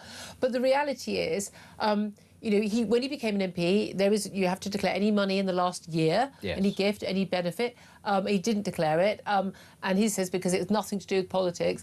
But that's a matter for us to decide, and it is a matter for voters. And I'm afraid it does look bad. And he says he hasn't spent the money. He could spend it on a Ferrari, he said, if he wanted, or security. He then got security because he was an MP, and therefore it hasn't been such an issue. But then what is the issue? How damaging is it? My thing is, I don't want anyone getting big donations from anybody. I don't want any even donations to party. I mean, I want I want us not to go down that American route where billionaires get to decide our policies. Frankly. Except that he wasn't an MP at the time. He wasn't an MP. And this is kind of I don't understand what the issue is. You think there's no issue here? He wasn't an MP. He wasn't planning to be. So you couldn't claim that he was being given this money to lobby as an MP on behalf of anybody. I'm what's not claiming that. So what is the problem? Genuinely, people do not accept that people get £5 million for nothing. And also, they don't understand what cryptocurrency is. I think that's a key thing. I think that's part of it. The whole reason why I think if this was a guy who made tractors, and we know what a tractor is, I think we'd go... Like JCB, you know, Bamford, you know, giving money to, you know, Boris Johnson's campaign. You know, you want policies, you're pro-Brexit. That's fine. People are clear. Again, I still don't want people being able to do that. Well, that's fine. You can say you don't want people to receive that kind of money, and broadly speaking, I'd agree with that. But the thing is here, as you said, there is a double standard. If it was a company everybody had heard of, they'd go, oh, all right, that's why they've done it, but there's nothing dodgy going on here because he's not an MP. The second somebody goes cryptocurrency, everybody loses their mind because they go, ooh, drug money and money laundering. But you can't complain about Keir Starmer getting a load of free suits from Lord Ali, Mr. Free Keir Gear, and then go, oh, I've just got $5 million in my bank. I don't even need it. I haven't even spent it. Of course, when Keir Starmer got those things, he was going to be the next Prime Minister of this country. Nigel Farage was not even going to be an MP. That was not the plan. But and the that rules was very are, clearly about if you do become an MP within the next year, you have to declare it. That's true. But my point here is I don't actually think there's anything dodgy going on here. I think his bad judgment and how he's handling it is pretty bad. The whole, it's none of your business is not a good way to respond to this. You know one of the things you can tell about people who are very rich, and everyone thinks, well, they've got money to give away. One of the key things about people who are very rich is they're very focused on making money. And what they don't do is just hand out £5 million to people here and there, even if they like them. They just don't do it. And that's why people don't like it. I mean, the thing is... And I say that as someone I consider Nigel Farage a friend. He's someone I've got a load of faith in politically. I see him to be a stand-up guy on all those things. I think this is a massive... I think it's a... not catastrophic necessarily, but I think it's a massive mistake. I do think that he's handled it very badly, and I think the way, as you said, when he goes to you and he goes to other people and go, "Oh, it's none of your business," that's not the way to handle it, because it makes it. I'm a dodgy. voter. Yeah. What goes on in your bank account actually is my business. You should just say it's for security, that's why we have the and I need security. That's why we have the register. That's what he said originally, and now he said it's not. Yeah, and this is the mistake. He shouldn't have changed his story, even if it wasn't being honest. He shouldn't have changed the story. But that's why we have a register of interest. When I was a lobby correspondent, I had to fill out. There's a register of interest for journalists. If you want to find out, what the political editors, they have to. If they get a big sum of money from, or over about £1,000 or something from any organisation where they're paid to do a speaking job, or something, they have to declare it, and there's a reason for that. Just finally, we're going to go to a quick break, but I've got to touch on the World Cup. But we talked about it. We had joy talking about it last week. Yes. But it was England v Ghana, very lacklustre. Listen, you can't. All I can remember is the bloody rehydration breaks. There seemed to be quite a lot of those. I genuinely dozed off for a couple of minutes in the second half. It was a poor game. You can't win every game. Ghana, to be fair, they're a good team. I think you do have to win every game if you want to win the World Cup. I'm on fashion like that. Argentina won the last World Cup. Do you remember who they played in the first game? No. Saudi Arabia. Do you remember the score? Oh, was that when it was like Saudi 2, Argentina 1? Okay, yeah, it is absolutely fine. Sometimes a good team needs a bit of a kick up the backside to get it into gear. I don't think they need to be motivated. If you're not motivated to play well, I mean, okay, to be fair, they were trying, and we did see the Ghanaian defence was. Yeah, Ghana is a good team. Well, we were told by talkSport yesterday, not such a great team these days. Traditionally, there's 5 countries in Africa that are always decent. Ghana is pretty much the top one. This lot didn't even make it into the latest Africa Cup. African Cup of Nations is a weird competition, though. Egypt always does well in the Africa Cup of Nations. It never does well at the World Cup. It's a different competition. But I'm not worried. You're still relaxed? Relatively relaxed. Okay, we're okay for Panama on Saturday night. Yeah. Now that I've said it, it'll be Panama 1, England 0. Do you know the most awful thing that could happen, genuinely, if you're an England fan? What if, just consider this, people, what if we don't get through our group? I think that'd be hard to... Scotland beats Brazil. I mean, tonight, good luck to them. Scotland beat Brazil and they win and they get through. Seriously, imagine that. Imagine that. The banter, my word. Just saying. Harry Kane, get yourself in gear, mate. 11:29 is the time. We'll take your calls up next. Give us a call. Anything and anything you want to talk about. 0344 499 1000 is the number to get in touch. This is Talk.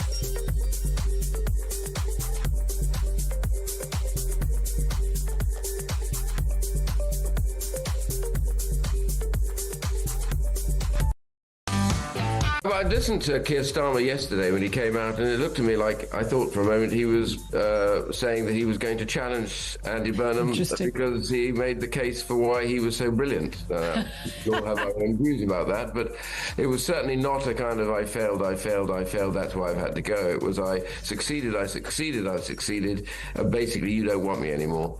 And that was that. More really. Fool you, yes. Yeah.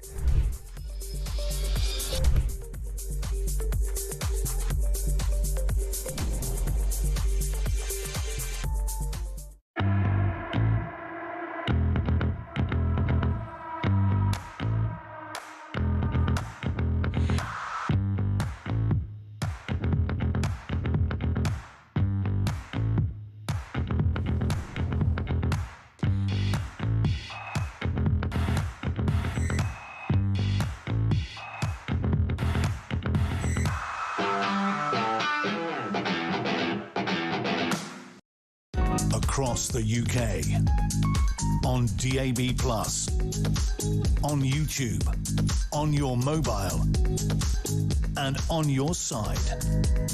This is Talk. This is Talk, the home of common sense. During this heatwave, Barry is on the line in Norwich. Barry, you've got no time for all this fuss about the heatwave, have you? I haven't. No, I'm sorry. I can't. Yeah, right. I don't believe these schools are shutting because the kids are hot. I mean, I grew up in the 1980s, and our school never shut because of the heat. It was lucky it was shut because of the cold. Yeah. Right. I can't cope with it no more. I walked through the city today on doing some bits and I saw signs up in shop windows, right, saying shop closing early today due to extreme temperatures, and I'm like, help me out. Do you know what I mean? Yeah, what is going on? Well, there is that again. We just don't want the discomfort, do we? I mean, that's the thing. I mean, if you run a private shop, you're entitled to do what you want. But I mean, I don't. But my local supermarket's absolutely lovely to walk in now. Normally, you have to put a coat on in the middle of July to go in there. Absolutely wonderful. I'm just going to go and stand in the freezer department. But the thing about schools and things, you know, as Benedict was saying earlier, they're not just about teaching our kids. A lot of people have to go to work. Yeah, but I said to someone today, because their kid was off school, and I said, look, this is the education system that made children wear masks during COVID, wouldn't open classroom windows, right, during COVID in the heat. Right, and now they're sending them home because they might get a bit warm. Well, do you know what? Yeah, give them some umbrellas, put them in the shade. They're chucking them out of school into the heat. Well, this is my thing. Do they think that their homes are all air conditioned and they'll sit by the swimming pool all day? And again, a lot of these kids will be going back, to flats in tower blocks where the heat is even worse. Again, and I've always found that the same. It's like the whole when it's snowing. Oh well, they can't come to school. They're all going off to go sledging. They're going to be in the snow. They could have coped in the playground. It is just a general sort of panicky, and it's a sort of, it's a jobs-worthy health and safety thing, isn't it? Oh, it's gone mad. And one quick comment on the England match last night, if I may. I think Shamima Begum's got more chance of coming over and England got bringing the World Cup back. Barry, you've won the day. You've won the day. Thank you very much indeed. Yeah, I'm going to... Benedict's going to love that for the rest of the day. That's me done. Fair point. Yeah, I mean, it's always the hope that kills you. Let's be true, honest about that. Barry, thank you very much indeed. Everyone's tickled by that. Chris is in Hereford. Chris, you want to talk about Andy Burnham, don't you? Yes, I do. Good morning. Morning. Very well. When I read in the news on Monday about Keir Starmer resigning, my emotions was, I don't know, I was happy or sad. Really? Sort of thing, but I was happy. I was sitting there laughing. I was happy, I was happy because, to be honest, Keir Starmer's a bit of an idiot, isn't he, to be honest? But this bloke that's coming in now, I think he'll be even more big of a disaster than Keir Starmer. Why do you think that? Well, he is a good communicator. Don't get me wrong. He's got a bit more charisma than Keir Starmer. But the thing is, he's got nothing to work with, to be honest. Yeah. Like, we've got no money. And the thing is, who's he going to appoint as Chancellor? It's either Ed Miliband or Wes Streeting. Yeah. Well, if he goes Ed Miliband, well, to be honest, he could be in trouble here. I think we'd be capping down to the IMF, begging for some more money, sort of thing. I can't see Starmer lasting at least 6 months. Burnham, yeah. Easy mistake to make, because again, I just think he's the same as Starmer. There's no plan, there's no philosophy, there's no vision, there's nothing. And as you say, he's got exactly the same set of problems as the last guy, who also had the same set of problems as Rishi Sunak. You have the same set of problems as, Liz Truss. And that's the thing. We've got the same set of problems, and no one is willing to actually grasp the nettle and actually deal with the actual problems we've got. Thank you for that, Chris. Much appreciated. 11:35 is the time. We're going to go straight to a break. And after that, we're going to be talking about one of the big issues we need to be dealing with, and that is defence spending. A bit of a battle over who gets to announce the next defence investment plan. But does it matter at all if it's not enough money? We'll be talking to the former head of the British Army. This is Talk.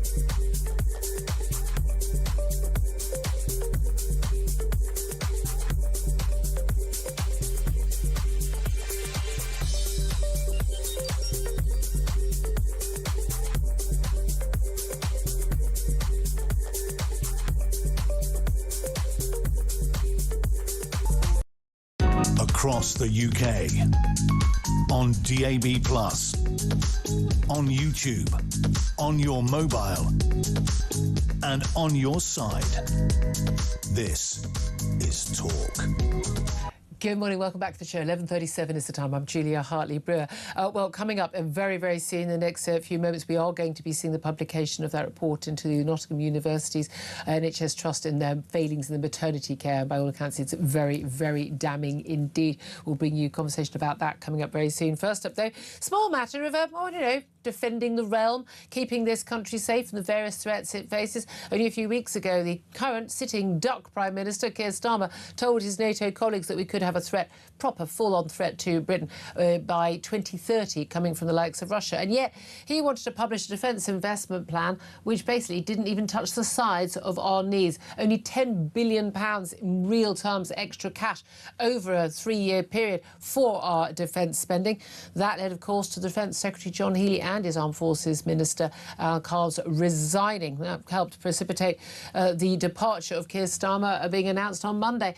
But now we're told he wants to publish that plan, perhaps with some more money or not. But Andy Burnham, the man who's going to be the next Prime Minister, wants to take ownership himself. What is going on? Well, let's talk about all of this with a man who understands what really matters when it comes to defence of our country, the former head of the British Army, General Sir Peter Wall. A very, very good morning to you, sir. Hello, Julia. How are you? Very well indeed. Thank you for joining us. So, Peter, look, there's been this battle over this defence investment plan. We've waited over a year for it as it is. Anyone who's paying attention knows we just spent a heck of a lot more money on defence. Is there any inkling, your sources in the MOD and elsewhere, that we are looking at a plan that's going to be published before the next NATO summit on the 7th of July that will actually have more money for defence, and will it be enough? So I think it's important to understand what the defence investment plan is. It's actually the funding package that goes with the Strategic Defence Review that was approved within the MOD. The SDR was a successful piece of work written by some serious luminaries, obviously with the full weight of MOD staffing behind it. And it was a good document, and it laid out the priorities for the next 5 years for UK defence. And that is essentially a strategic document, and those ambitions can only be met if the resources are provided. And if insufficient resources are provided, then obviously you have to circle back and reset your ambition. So no one's really talked about that bit of it. So if you have essentially a demand for something like 28 billion, which is I think what the chiefs were looking for to enact the SDR, and you're offered 13.5 billion, and some of that is thought to be sleight of hand. It could be closer to 10. I don't understand the math exactly, but that's what people are saying. You've effectively been given a third of the uplift that you need. Yeah. And that 28 billion was, but that 28 billion was, we are told, pretty much to just keep us going. That wasn't actually going to. It wasn't really a boost. It was just to basically patch holes in the roof. No, that's true. But if that sum of money isn't forthcoming, then rather than enhancing defence, we shall be into cuts for the short term at least, in order to balance the sort of cash flow in the early years until the point where it might get lifted again. But there's no indication how that will happen if we can't raise those sums of money now. And of course, the challenge for the government is redirecting funds from other departments, not least welfare budget, perhaps, where the demands are very high and the political pain is also very high. So I don't think it really matters who announces this thing. And clearly, Mr. Starmer isn't going to want to go empty-handed to the G7 summit with something that's already a year late. But if it's not enough, it doesn't matter who announces it. And I guess the MOD will be in a dilemma as to whether to accept less jam now or hope for Mr. Burnham or whoever it is going to be the next Prime Minister revisiting this, but that will reopen the wrangle with the Treasury and other Yeah, departments. well, indeed. I mean, again, and Andy Burnham, by all accounts, has said he does want to revisit it. There's this talk that Keir Starmer, he wants to attend this NATO summit. He wants to be, having some sort of legacy. I'm not entirely sure that failing to actually fund our defences properly is a legacy he wants. We're in Neville Chamberlain territory. I'm not sure that's going to work out very well for him. But even if he does offer a bit more money, you'd think, well, if you can do that now, you could have done that before John Healey, your Defence Secretary, resigned, saying there wasn't going to be enough money. So that doesn't make any sense. I think the only hope for more money is from a new Prime Minister. I don't think Mr. Starmer would, Sir Keir Starmer. But that, of course, that relies on priorities, doesn't it? And that's where we're into the ideology of any new government. And I know that's not your area of focus as such. But if you've got Andy Burnham coming in, and we don't know where he stands on a lot of these big issues, and he's bringing in people like Angela Rayner, who said she doesn't want any cuts in the welfare bill. We've already got the highest borrowing cost. Realistically, where else is any money coming from? Well, this is, the current regime has demonstrated its complete inability to readjust priorities, and the question is Mr. Burnham, if it is him, is he going to be defined by doing exactly what Sir Keir Starmer has done, which is patently, put the country in a worse place than it was when it started? I mean, we all desperately needed this government to succeed. It had the most immense majority you could imagine, and it's been unable to do anything with it for whatever reason. So we desperately need a reset. We need somebody who has a plan, who can communicate it, and has the courage to push it through. Yeah. And those things have been absent up till now. Why do you think that so many prime ministers, again and again, and we understand why there was the post-Cold War dividend, and of course, great, we don't have to spend so much on defence, we haven't got this looming threat of world war, the Soviet Union. But with the threats creeping up over the years, and certainly once we had the invasion of Crimea in 2014 by Russia, reality check, everybody. We need to start building up a defence. And certainly after the beginning of the Ukraine war proper in 2022, I mean, no one could have been under any doubt. Now, OK, we've had lockdown, we've not got any money, we've had, the economic impact, Ukraine war, I understand all of that. But why is it so many politicians simply, when they're in office, they can talk a good game out of office, but when they're in office, do not take the warnings from not just the head of the army, the head of the navy, the head of the Royal Air Force, but the security chiefs, everybody who knows what they're talking about, that we need to spend more and better on defence? Well, I think it's because the country's short of money, and that's been exacerbated by a number of things over the period since 2014. We've had an awful lot of turbulence, whether it's been, war in Eastern Europe, Brexit, all sorts of other supply chain and energy crises, which have driven up inflation, et cetera, et cetera. We've got we've got an extortionate amount of interest payments, equivalent to twice the defence budget every year, for example. So we've got into a very deep hole, and people are kind of basing their planning on hope that threats will not arise. And we've gone way beyond the point of properly funding deterrence, which makes us look resilient and deters people from thinking about having a go at UK. Look at the way in which for example, the Russians just flaunt our security in the English Channel. Yes. Look at what they do to our underwater circuitry. Look at what they do with things like Novichok in Salisbury. This is all a consequence of being weak and looking. Oh, by the way, being behind fire attacks on the Prime Minister's former home. Well, that you would have thought that would be a warning. The fact is that going to a NATO summit as UK, which until fairly recently was a shining light in NATO and frankly the European lead nation in NATO, which we certainly aren't now. And in terms of meeting our ambitions, we're at the bottom of the pecking order in terms of achieving what we've said we're going to do.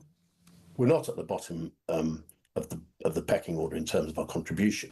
And of course, one of the reasons why defence is in need of so much more money is because we're renewing our nuclear deterrent. Yeah, and again, that's another big impact, isn't it? And we'll have to leave it there, but General Sir Peter Wall, always great to talk to you, sir, former head of the British Army. Brief response from Benedict Spence, please. Oh, no, it's so demoralising when you hear somebody who's been in this position saying we were once one of the leading lights of NATO and now we're very much at the bottom of the pile. I mean, we had Radek Sikorski, I think he was the Polish foreign minister, saying this just the other day. If you want to be taken seriously, you have to invest like a proper country, which we're not doing. Yep. The nuclear deterrent doesn't work properly, needs to be renewed. We need to invest in drones. The whole thing is a mess. And it's a good thing that we're not at war, because otherwise people would see how big of a mess it actually is. We wouldn't have a choice about it, indeed. Yeah. Let's bring you some breaking news just before we go to a very quick break. But the review into Nottingham University Hospital's NHS Trust and maternity care has just been published, and it is absolutely damning and shocking. More than 500 mothers and babies suffered potentially avoidable harm or died. 94 babies were stillborn because of deeply embedded systemic failures at a hospital trust that the review has described as toxic. They say that there were serious issues in the maternity department going back years. Management failed to take action to prevent more deaths, and experts on this review carried out by Donna Ockenden, who's a senior midwife, has found that it's the biggest review of maternity care ever taken in the NHS, found deep-rooted problems, including failures in care that may have or substantially impact on the outcome of 6 deaths of mothers as well. We're going to be talking about that up next with former NHS Trust Chairman Roy Lilly. This is Talk.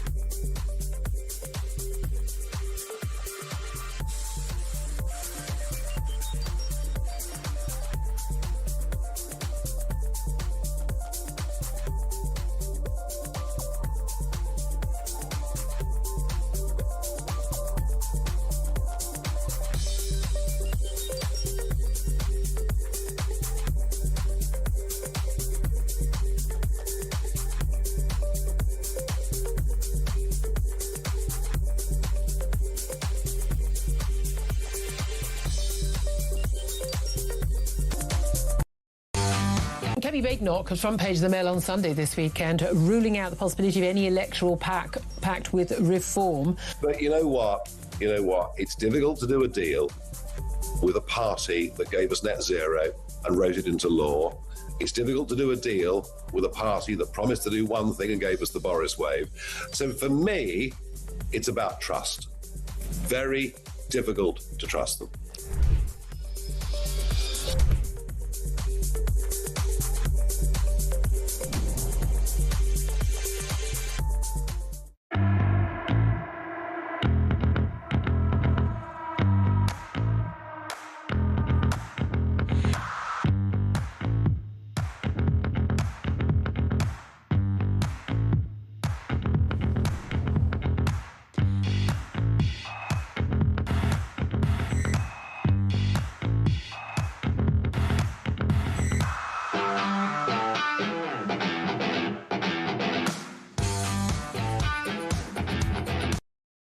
Across the UK, on DAB+, on YouTube, on your mobile, and on your side.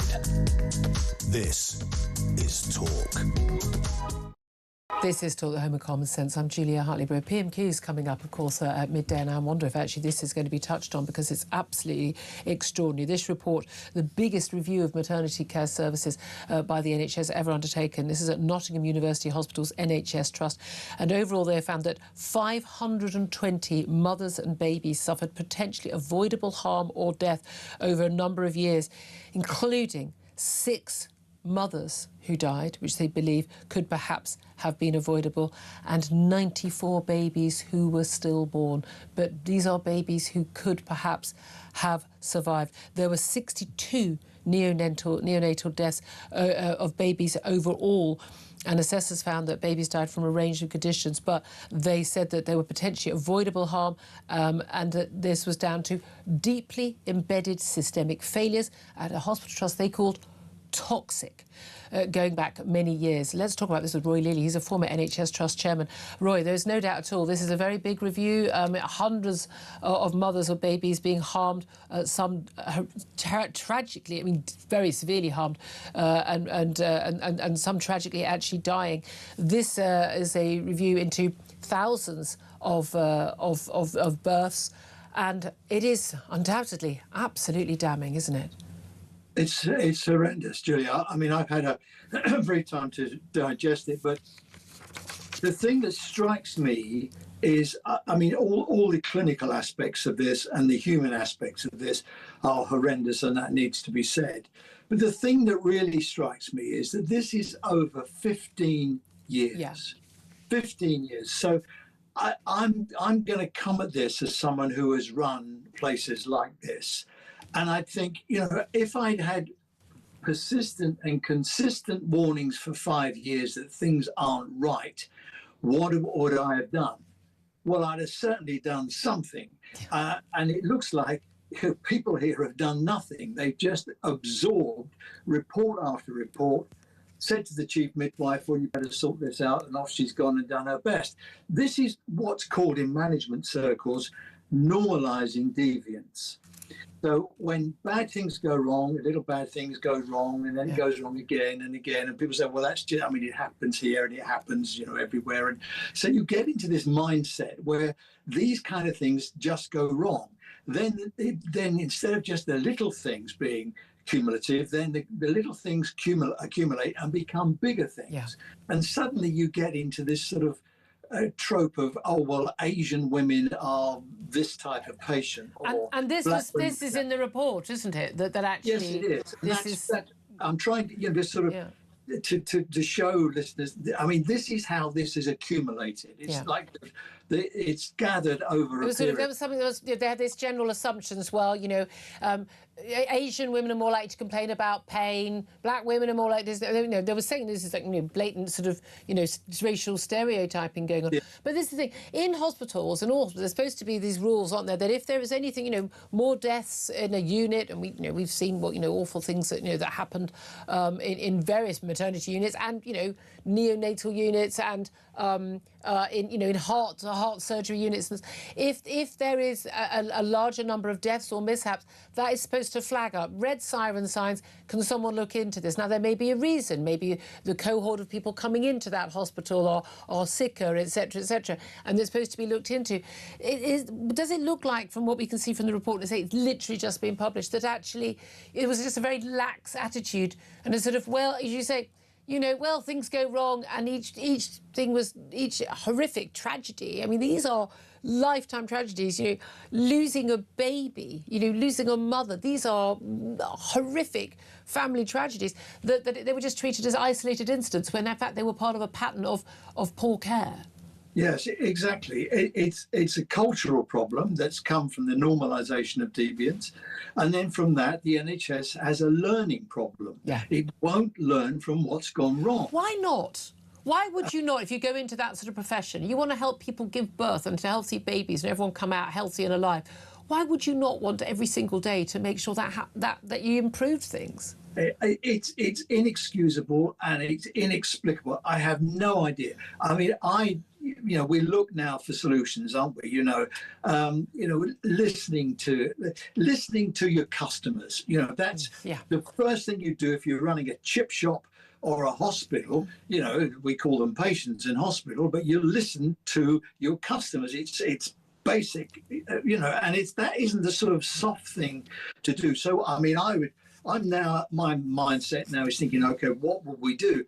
Well, I would make boards personally responsible and sign some kind of a document, some kind of an accord or maternity standard that they would adhere to. I mean, there is talk now, excuse me, there is talk now in the NHS of taking maternity services out of the NHS, running them as a secondary organisation, and then license hospitals to allow them to provide birthing services. Yeah. Now that sort of appeals, but if you think it through, the problem with that is if people fail the terms of their license and you have to close them down, where do women go? Yeah, exactly. And again, you don't want to be travelling 2 hours to go when you're in the late stages of labour.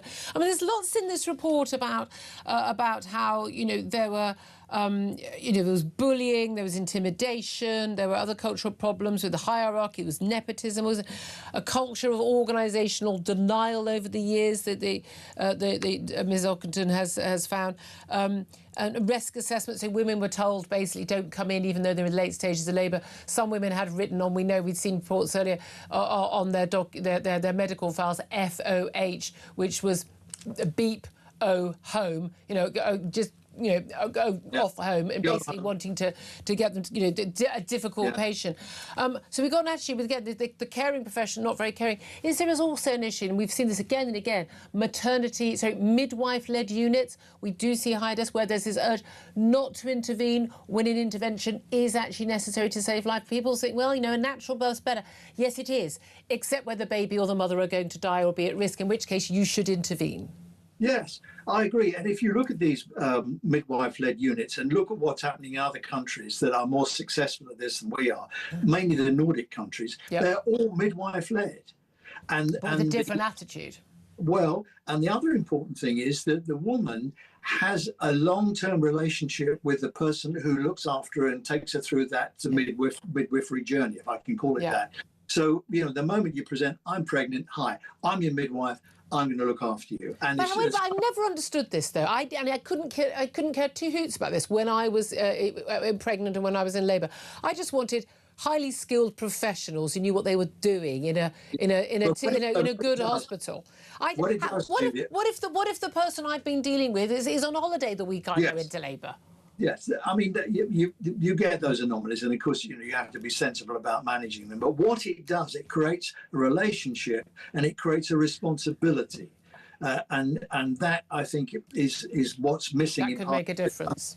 Yes, I mean, this is not really how do we fix maternity. That's not really the question. The question is, how do we run an organisation that listens to these early warning signs? But this is the thing. We've got this again and again and again. Trust after trust after trust, where there's a problem with this department, that department. I think that perhaps the maternity is the one that we really focus on. We've all been born. We've all. Most of us are going to have kids, or our friends or siblings are going to have kids. We care about our babies, but again and again, NHS Trust not listening to whistleblowers, not doing anything, not learning lessons, and people still dying. And it seems to me, how many more reviews? Maybe the problem is the NHS structure. Just saying that. Roy Lilly, thank you so much for joining us. Former NHS Trust Chairman, thank you very much indeed for joining us. That review just been published in the last few moments. We'll get your thoughts of Benedict Spencer, and you're welcome to call in as well on that 0344 499 1000. We're going to take PMQs live. It's going to be very bizarre. If Keir Starmer's more of a lame duck than he was before, no doubt that review may even be mentioned as well. That's all coming up. This is Talk.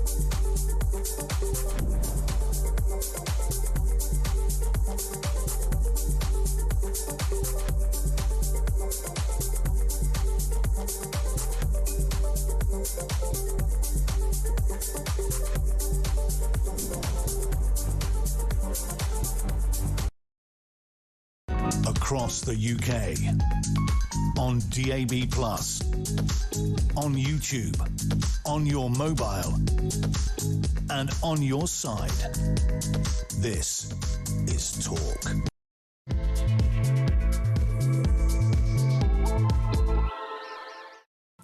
Good afternoon, welcome back to the show. This is Talk, the home of common sense. It's 2 minutes past midday. Prime Minister's Questions has just started. The Prime Minister's on his feet answering the first question. We'll go live there in just a couple of seconds. A little bit of a quip. You know, he always says, what has he done today? He's had meetings with ministerial colleagues and others. Someone shouted, Andy, and he said, no. Not today. A little quip there. But we'll see what's going to come up at PMQs. We're going to be talking about it afterwards with Benedict Spence, Conservative commentator and Talk presenter Peter Cardwell. We're going to be having words with them about both of their outfits in just a couple of minutes. You could see what I could see right now in this heat. Let's go live to the House of Commons. He should be worrying about school, football, friends and what he wants to be when he grows up. Instead, he is living with a high-grade brain tumour and there is no cure available to him. His parents, Jackie and Stephen, want to know, why are children still being diagnosed with brain tumours and told there's no treatment options available?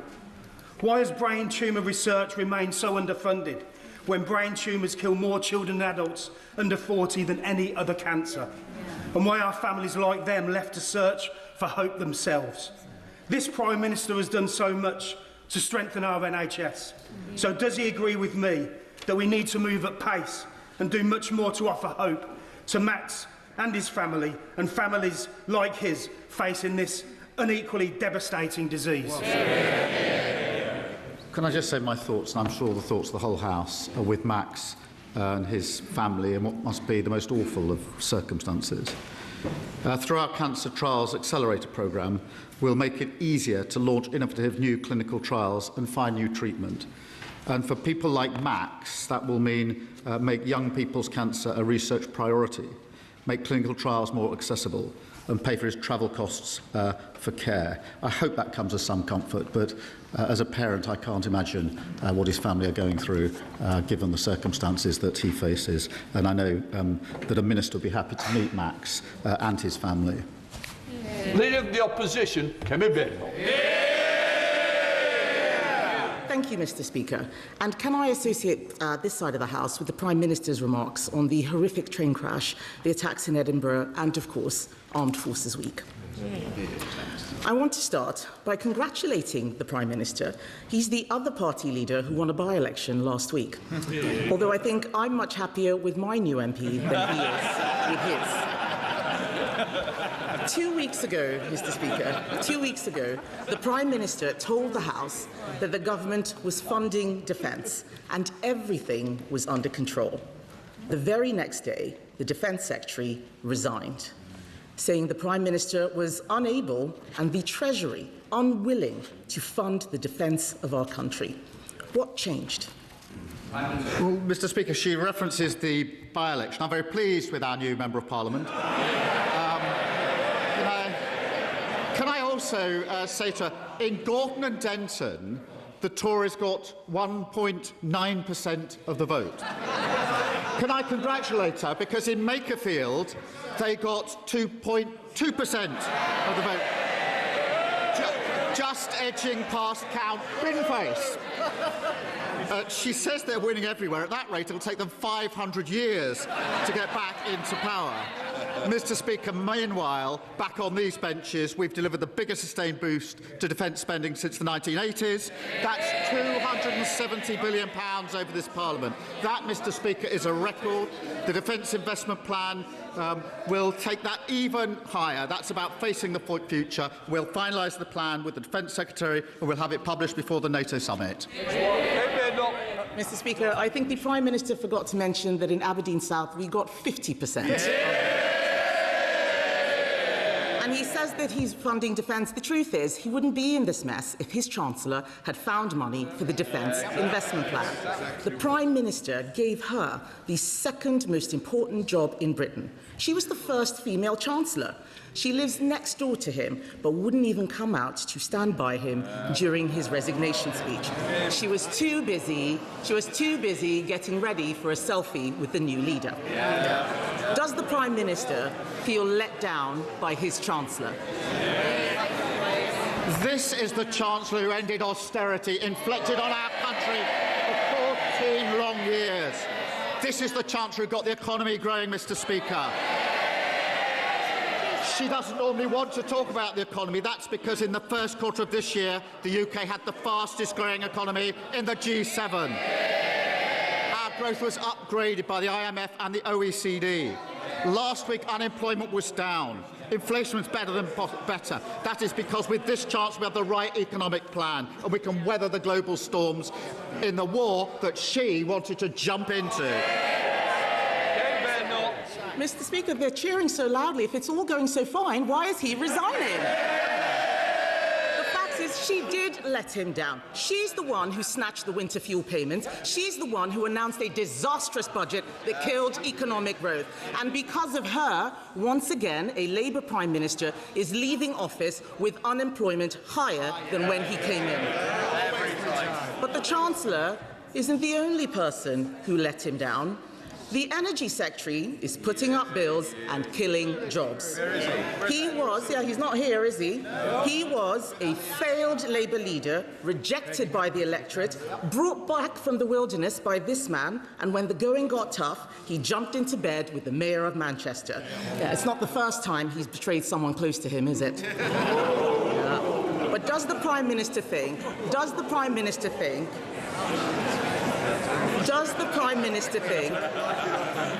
that this treachery should be rewarded by being appointed Chancellor?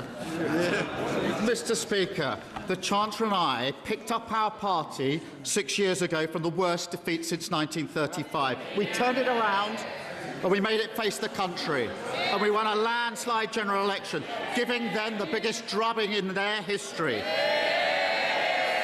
To this Chancellor, we've delivered the fastest fall in NHS waiting list for 17 years.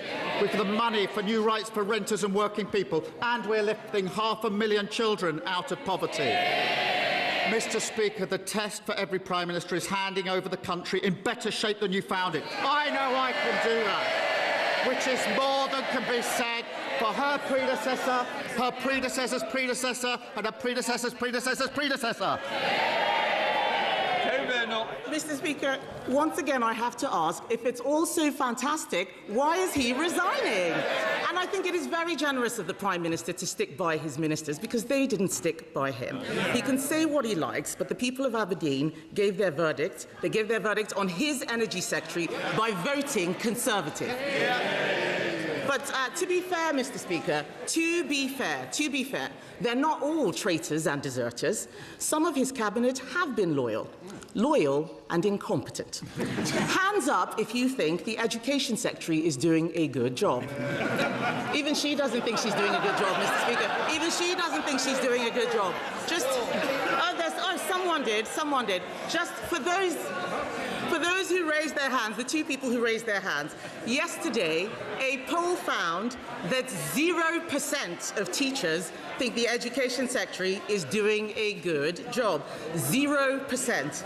She taxed private schools to pay for more teachers, but the number of teachers has gone down. Yeah. It turns out appointing a spiteful class warrior as Education Secretary was a disaster. Yeah. Does the Prime Minister agree? Does the Prime Minister agree that he has been let down by her incompetence? Prime Minister. The Education Secretary grew up in poverty. Yeah. She knows exactly what it means to grow up in poverty. She was once reluctant to tell her story. I know her story. It's an incredible story of social mobility and success. I am so proud that she is sitting there, and so should everybody in this country who cares about social mobility. She knows that for poor children, education is absolutely vital, and that is why it drives every single priority and value that she has. I would have thought the party opposite would recognise and understand some of that, but they've fallen so low they don't. Mr. Speaker, the fact is that if she knew so much about poor children, she wouldn't have given them fewer teachers. Teacher numbers have gone down. teacher numbers have gone down. It's amazing. I've never seen this much excitement on the Labour benches. Yes, cheering so loudly while there are 400 knives stuck in his back. Shame on them. Shame on them. They don't like it up them, but they know that what I'm saying is true. And Mr. Speaker, there were times when the Prime Minister tried to do the right thing. He did try to cut welfare. And who stopped him? Those MPs behind him. In the words of the Welfare Secretary, his MPs only want to know who they can tax to fund more benefits. They are not Labour MPs, they are welfare MPs. Does the Prime Minister feel betrayed by the people he got into Parliament? Sorry, Prime Minister. Can I just say, let us think about the language we're using. I think that'll be the first to leave, please. Can I just say, think about the language we're using, because when we leave this chamber, don't be surprised when constituents feel they can use the same language against each other. Let us show a little bit more decorum and respect to each other. Prime Minister.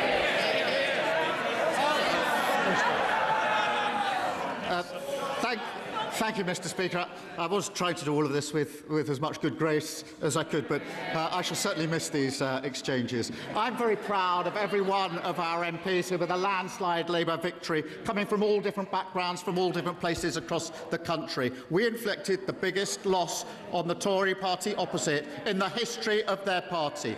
We picked up our party, we turned it around. We had to address what went wrong. We turned it around. We won a landslide victory. She won't even address or even talk about their failure after 14 long years. Can we bend or not? Mr. Speaker, he is the one who is resigning because of his MPs. There's no point trying to distract from it. And let's be honest, Mr. Speaker, the Prime Minister has made many mistakes, otherwise he wouldn't be going. But he has also been let down. I'm only saying what his staff have been briefing. He has been let down by an energy secretary who is killing industry, let down by a chancellor who is killing jobs, let down by backbenchers who don't understand that government is about tough choices. He U-turned again and again and again to appease them, and now they've abandoned him. And what for? A pair of eyelashes and a black T-shirt. Isn't the truth that whoever is in charge, Mr. Speaker, isn't the truth that whoever is in charge, the real problem is the Labour Party? Mr. Speaker, 2 years ago I walked into Number 10 and found a broken economy, broken public services and broken trust in politics. Because of our decisions, my decision, the country is moving in the right direction, a stronger and a fairer Britain, ending austerity, investing in our public services, the fastest fall in NHS waiting lists for 17 years, more rights for workers, more rights for renters, standing with Ukraine, Britain's reputation restored and 500,000 children being lifted out of poverty. Change promised by a Labour government, fought for by a Labour government, change delivered by a Labour government. Thank you, Mr. Speaker. My Hendon constituency is proud. What a rip-roaring PMQs that was. If you were expecting it to be a bit of a lame duck, what with a lame duck Prime Minister, you'd be sorely wrong. Kemi Badenoch was absolutely not pulling her punches there. Benedict Spence, Conservative commentator, talk presenter Peter Carlbot, both joining me in the studio watching that. I mean, the pace of that, the level of attacks, the fact that the Speaker, I'm pretty sure who it was aimed at, basically stopped at one point halfway through. Can we just adjust our language? Don't be surprised if, you know, our constituents speak to us in the same way. That was brutal, Peter Caldwell. Absolutely brutal. 400 knives in his back. If everything's so fine, why are they resigning? It's a fair point. Yeah, well, yes. Why betraying people close to him? I mean, there are a lot of very personal jibes at the Prime Minister there. There are two very different conversations as well. Kemi Badenoch talking about the brutality of the Labour Party. Keir Starmer trying to say, everything's fine, my Chancellor's lovely and wonderful, my Education Secretary's fantastic. Interestingly, though, he didn't defend Ed Miliband when asked about that. He didn't mention Ed Miliband. And he didn't mention Ed Miliband. He didn't really defend Bridget Phillipson. He said she's come from a poor background, which she has. There's nothing about her policies. He didn't say she was a good Education Secretary. He was rather more more effusive about his Chancellor, but it was very interesting, wasn't it, Benedict, that as Kemi Badenoch pointed out, the Chancellor was, busy getting, she wasn't by his side. The fact that actually on Monday, now, obviously, when we were seeing the footage of Keir Starmer, we didn't have, we were in the studio and we couldn't see, all who was lined up. You see the staff on one side and ministers and MPs on the other. But actually, a lot of his very senior MPs and ministers were not there, including the Chancellor. I mean, we know that she's been desperate to get herself a job with Andy Burnham, and it looks like it's going to be something, but certainly not Chancellor. But that, I mean, the only person he did defend was Rachel Reeves. It was that. I mean, that was a proper filleting. That was spectacular. But the funny thing is, of course, that was borderline evil. Well, I mean, the Speaker intervening to basically go, stop. He's already dead. Just stop going over him. But the point here actually wasn't even so much that she was going over the Prime Minister because he is already gone. It was going through forensically all those other people on the front bench who will still be around and going, OK, now that you're gone, let's see what we can do with some of your reputations, because it's not been brilliant for any of you. I thought in particular the lack of actual defence of Bridget Phillipson, just going, oh, don't be mean to her, she's poor, she came up from a poor background. That's not actually a particularly good response. The camera flashed her at one point. She didn't seem that happy about that. She grew up in poverty. What's that got to do with that? Why does that make her a good education secretary? And calling her a spiteful class warrior, putting VAT on private school fees, which has led to a lot of kids actually leaving private school. A lot of those actually special needs kids, only in private school because last desperate bid to get them some kind of semblance of education. And that was the deal was that was going to give extra money for state schools. And actually we've seen a drop in the number of teachers in state schools, not an increase. And that's very specific, isn't it? But there was a little bit of point scoring, wasn't there, over by-elections at first there, wasn't there, Benedict? And it was just, there was quite a good quip at the beginning, wasn't it? Congratulations on your by-election victory. But of course, there were 3 by-elections last week, not just Makerfield, and of course we had that stunning victory for the Tories in Aberdeen South, which we hadn't paid as much attention to because that MP, we don't have to know his name because he's not about to be our Prime Minister. But she said, I think I'm happier with my MP. Well, it's all a very tricky thing because the only thing actually that I think Starmer did land was pointing out the vote share in both Gorton and Denson and Makerfield. Well, we have to be clear here. The Conservatives are basically alive because Kemi Badenoch is very good at her job. Beyond that, she's way more popular than the party. The party would be dead. It probably should be dead. It's being kept alive, solely by her sort of force of personality.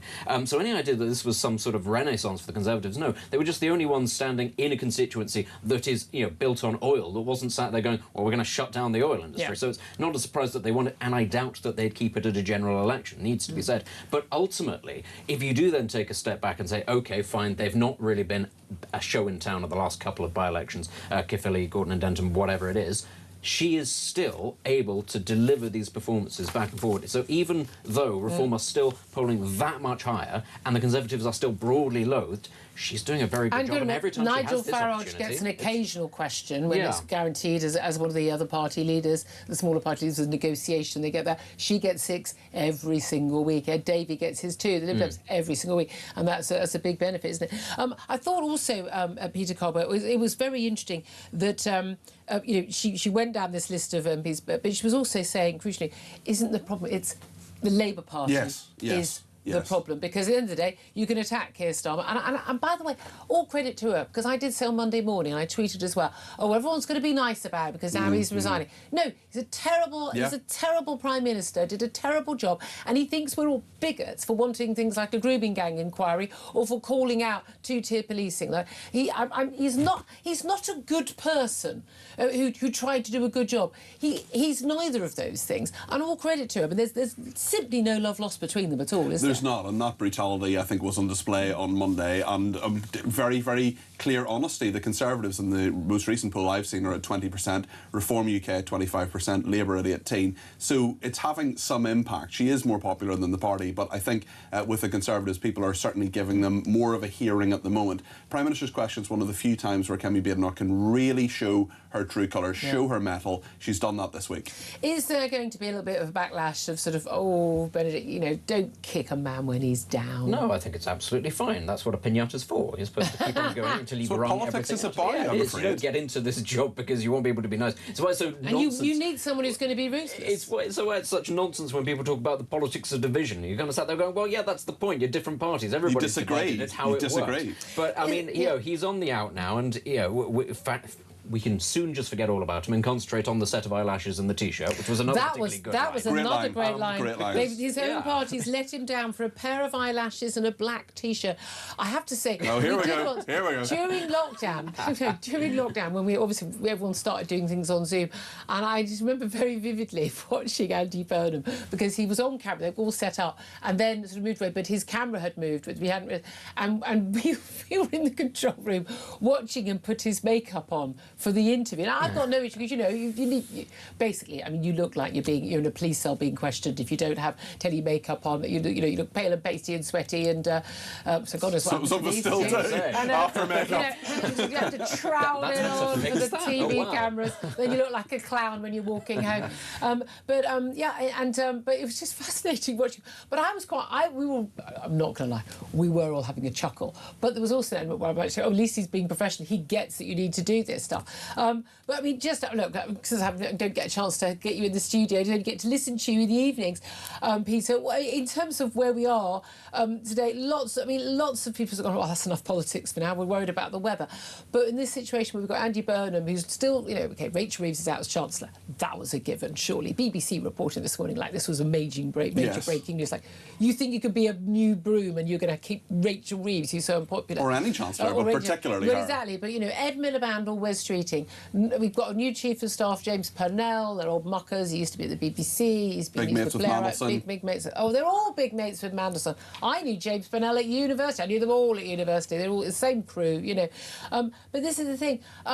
It's really increasingly obvious that this is a man who had a plan to become Prime Minister and absolutely zero plan of what to do when he became Prime Minister. I spoke to someone yesterday who's known Andy Burnham for 30 years, and I said, what does he believe? And that person said, I don't really know. Well, we didn't know that with Keir Starmer either. Yes, he was only elected as a lefty in 2020 as a Labour leader and went to be a Blairite. I just think that Andy Burnham is going to be the Liz Truss of this party. He's going to come in. He has no plan, he doesn't know what he wants to do, and it's going to be a disaster. But he's got better communication skills, Solicitor. Yes. They are counting on this, aren't they? Communication skills, we're so done with that. As if that was the problem. They've got to communicate something. The Titanic didn't have a communications problem, the Titanic had an iceberg problem. No, it's a pretty good analogy, actually. Under New Labour, and that's just the problem, why you talk about, they're all friends with Mandelson. They're all still, many of these people, still in that New Labour mindset of, we can go back to that and everything will be fine. But we're so far beyond that in terms of the structural problems. You can't spin your way out of them. No, indeed. Right, look, we are going to get calls in and we do have to go to a break. But before we do that, I've got to have a word with you both about... Can we talk about sartorial standards during this heat wave? You get these blokes who wander around with their chests at night. Look, if you're an Adonis... Feel free. All right, Not in the office, though. You say so. No, for the love of God, do that button up again. Please. Let's get it all out. We've been through enough. I've already had a bit of a go at young Benedict for the state he turned up in. Yeah, without that jacket, which is also questionable. He looks like he's running a souk in Marrakesh. Peter for you, Caldwell, Julia, good price. Good for you, very, very good price. Can I just say, Peter Caldwell looks very dashing in his very smart pink shirt. Underneath that desk, though, is the most totally, utterly unacceptable pair of football shorts. I mean, at least they weren't as small as Andy Burnham's jogging shorts. But seriously, you're at work. What is going on, everybody? They're really it's hot. It's hot. Well. That's Do you have no acceptable office wear for hot weather? You're excited and happy about my legs. You're only, Julia. You're only human. But the person who's had the best day in the office so far is our boss, is the Ayatollah of audio himself, Denny Morris, who was sitting in his office. I'd gone to a very discreet part of the office behind, a sort of away from everybody, kind of down a little back bit where no one could see me, where I changed my polo shirt into my shirt. Well, I'm going to put my polo shirt back on. And then Denny said, I just saw all of that from my office. Oh, God. Lucky man. Lucky man. Just resign now. Walk away. That's a perk of being the boss, right? Yeah, you get to see. No one needs to see that. You want to be a star, don't you, Peter? I'm just relieved it was top half, not bottom half. That's all I'm saying. Good Lord, people. Wow. Sartorial standards, please. It's hot in here. 26 You're only human. This is the high-level political debate you get here on Talk, no doubt. So I'm going to take your calls, which will be much more sensible. Up next, this is Talk.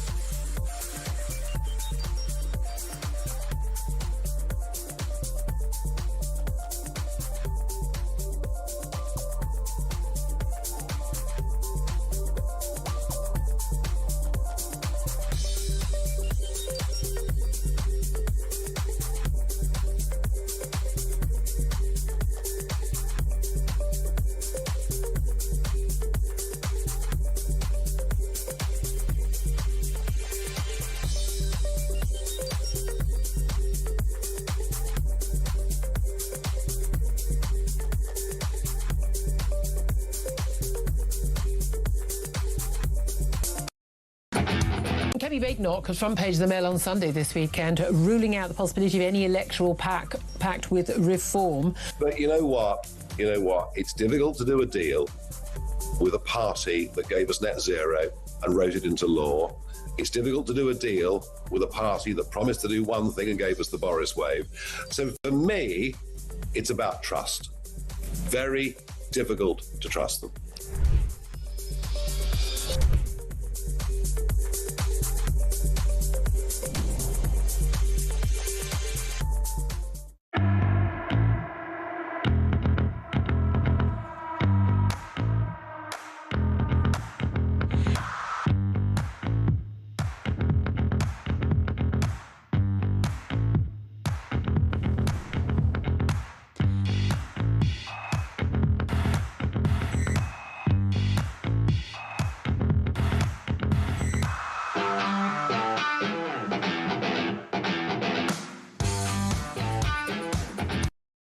Across the UK, on DAB+, on YouTube, on your mobile, and on your side. This is Talk. This is Talk, the home of common sense. Coming up in just a few moments, we're going to be talking to the former Prime Minister of Australia, Tony Abbott, talk about, well, how life changes when you become a Prime Minister or leave as a Prime Minister. First up, though, let's talk to you on the phone line, say 344 499 1000. Peter is in Liverpool. Peter, what do you make of PMQs and what do you make of Andy Burnham? Not a lot of Andy Burnham, but what I rang for was that he's been advised to cut the triple lock. Yeah. To fund defence. And what really riles me, what annoys me is that pensioners seem to be top of the list, like the fuel allowance bill. Yeah. And it never springs to mind that the funding for migrants or the welfare or the diabolical HS2, the waste of money, the money that's wasted in this country is unbelievable. And it's always pensioners. I mean, again, the winter fuel allowance was a completely bizarre announcement. But here's the thing: and we don't know for sure. We have no idea. But of course, for Labour, pensioners are more likely to vote on the right wing, and therefore they'll think they're not attacking their own people. But there'll be millions of again working people, who've worked all their lives and say, I deserve this. Many economists, even on the left, are saying the triple lock is unaffordable. I quite understand that. And as a pensioner, and coming from the kind of background that I come from, most pensioners want to pull together when things are tight. Yeah. They will pull together. But they do seem to be getting picked on. Yeah. And, there's plenty of waste in the economy. Yeah, and working age people shouldn't be on benefits. I get what you're thinking, and I can see. I haven't got time for Benedict Spence rolling his eyes, but not rudely to you, but just the fact that actually it's the young people who have actually had a harder deal over the years. But again, there are plenty of pensioners who are still struggling themselves. Peter, a really interesting call. Thank you. That's going to be an interesting debate coming up, isn't it? Let's talk to Ian now in London. Now, Ian, you wanted to respond to that absolutely shocking report into Nottingham University Hospital's NHS Trust, and 520 mothers and babies potentially are being harmed, being harmed or dying. 94 babies being stillborn, 6 women dying. Or most likely avoidable harm, avoidable death. A shocking report. What do you make of it? Julia, as a retired nurse and whistleblower and bereaved due to medical negligence, I'm not shocked at all. Yeah. I don't need to read it because I already know what's in it, because I've read previous reports like the SATH report. Yeah. Now, this catastrophe is nationwide. It's not just Nottingham. And it's been gathering momentum and snowballing over the past 50 years. You'll have to forgive me because I'm quite annoyed. I completely understand. Been in denial because the perpetrators were winning. That's interesting. They must be nice people. Yes, really nice people. I've seen the whites of the eyes of these individuals when I did a stint on a maternity unit. Monsters are beasts of opportunity, as was in Ravensbrück under the Nazis. I think, look, I think we might be unnecessary, I think, to make those comparisons. I don't think those are helpful to anybody. But there is just an idea that, well, you know, I mean, look, by definition, midwives are good people, therefore they can't do anything wrong, and as opposed to just being realistic and going, we've got a problem and we need to look into it, and if people aren't doing their job well or incompetent, then we need to get rid of them, we need to improve things. I don't know why anyone wouldn't think that. Julia, all the good people have been driven out. I worked with good people. Yeah. I was of a group of trainee midwives. Well, we were trainee nurses, and we were being upgraded. We were all in our 30s, and we went en masse to complain to the director, and we were slapped down. All 30 of us. Yeah. And the good people have been driven out due to the toxic. And we do see this again and again. Whistleblowers, as you say, you were a whistleblower, and they're the ones who are seen as the troublemakers, as opposed to the people who aren't doing their job properly. You know, I wish we had more time to have this conversation. Thank you very, very much for calling. I do appreciate that, and I do understand your concerns, and I agree with you. You almost don't need to read the report. You kind of already know what's in it because we've seen so many of them.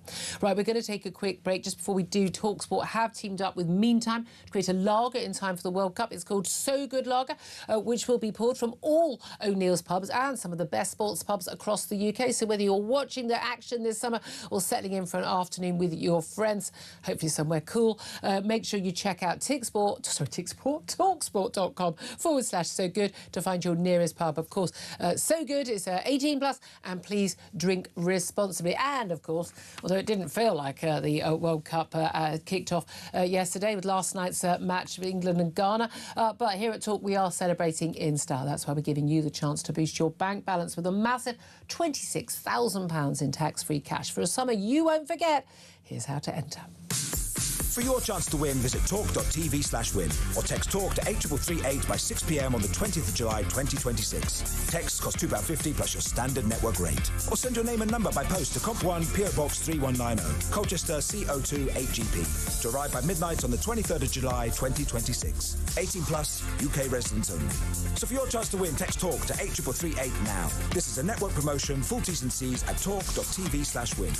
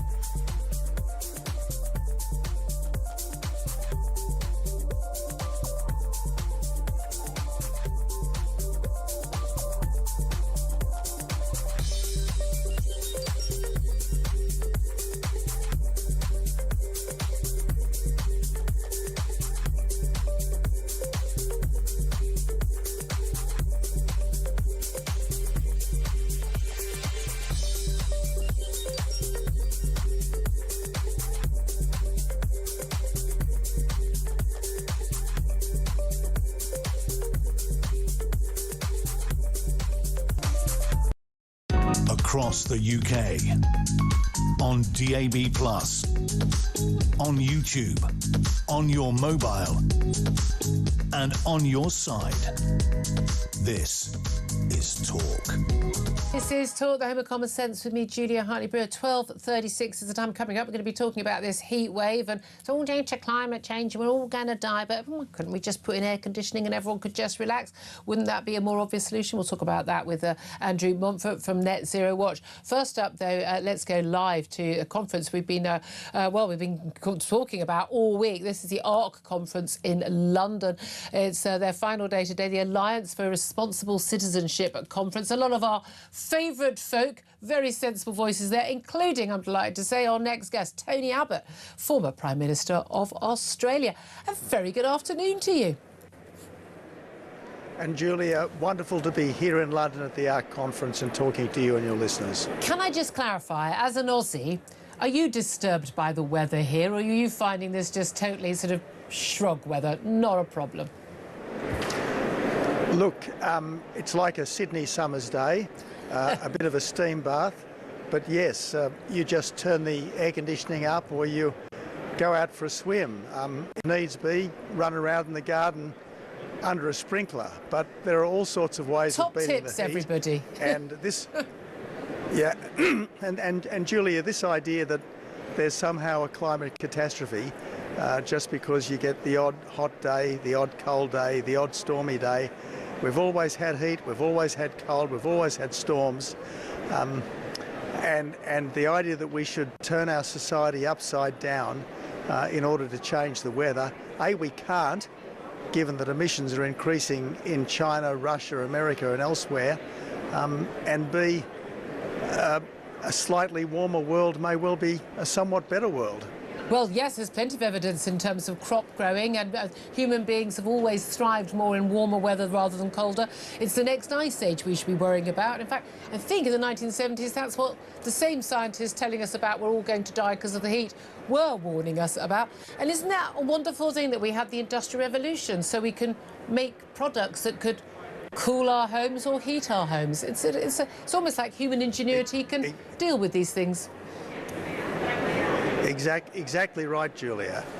Yet, ever since we had an electricity system that's fundamentally run to reduce emissions rather than to produce affordable and reliable power, we've been getting ourselves into trouble. Jobs have gone, industries have gone, prices have gone up, the cost of living has increased, and in the end, the main beneficiary has been Communist China because they're making the solar panels and the windmills that are mucking up our power supply. Yeah, absolutely. Well, of course, net zero, something you've railed against and I have for a long time, has been a major part of this current Keir Starmer government. And I think it was interesting at PMQs, we just heard Kemi Badenoch, the leader of the opposition, have a go at a number of key figures in Keir Starmer's government, including Ed Miliband, the net zero secretary, could possibly be our next chancellor. Would you welcome that?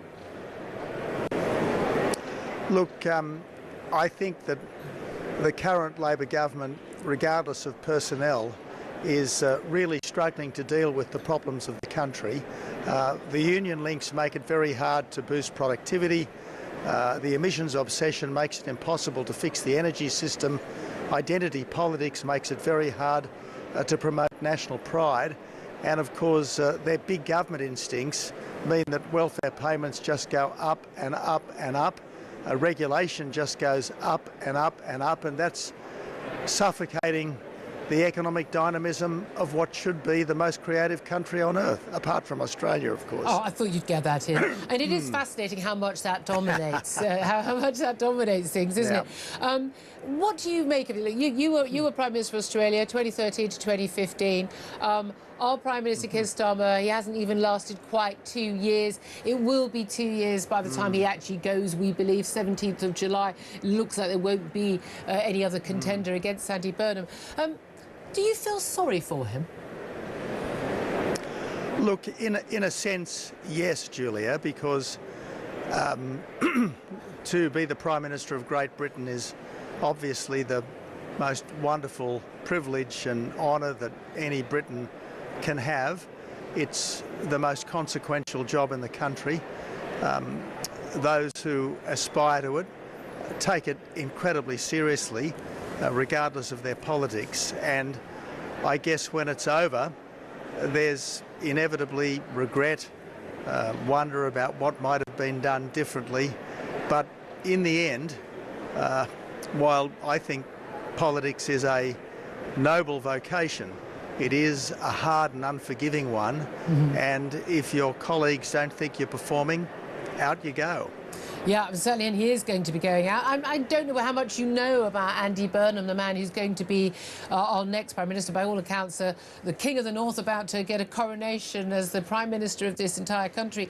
We're hearing various things about, people he wants to appoint in various jobs. We're not hearing much by way of policy. We've had a little bit, apparently social justice and growing the economy.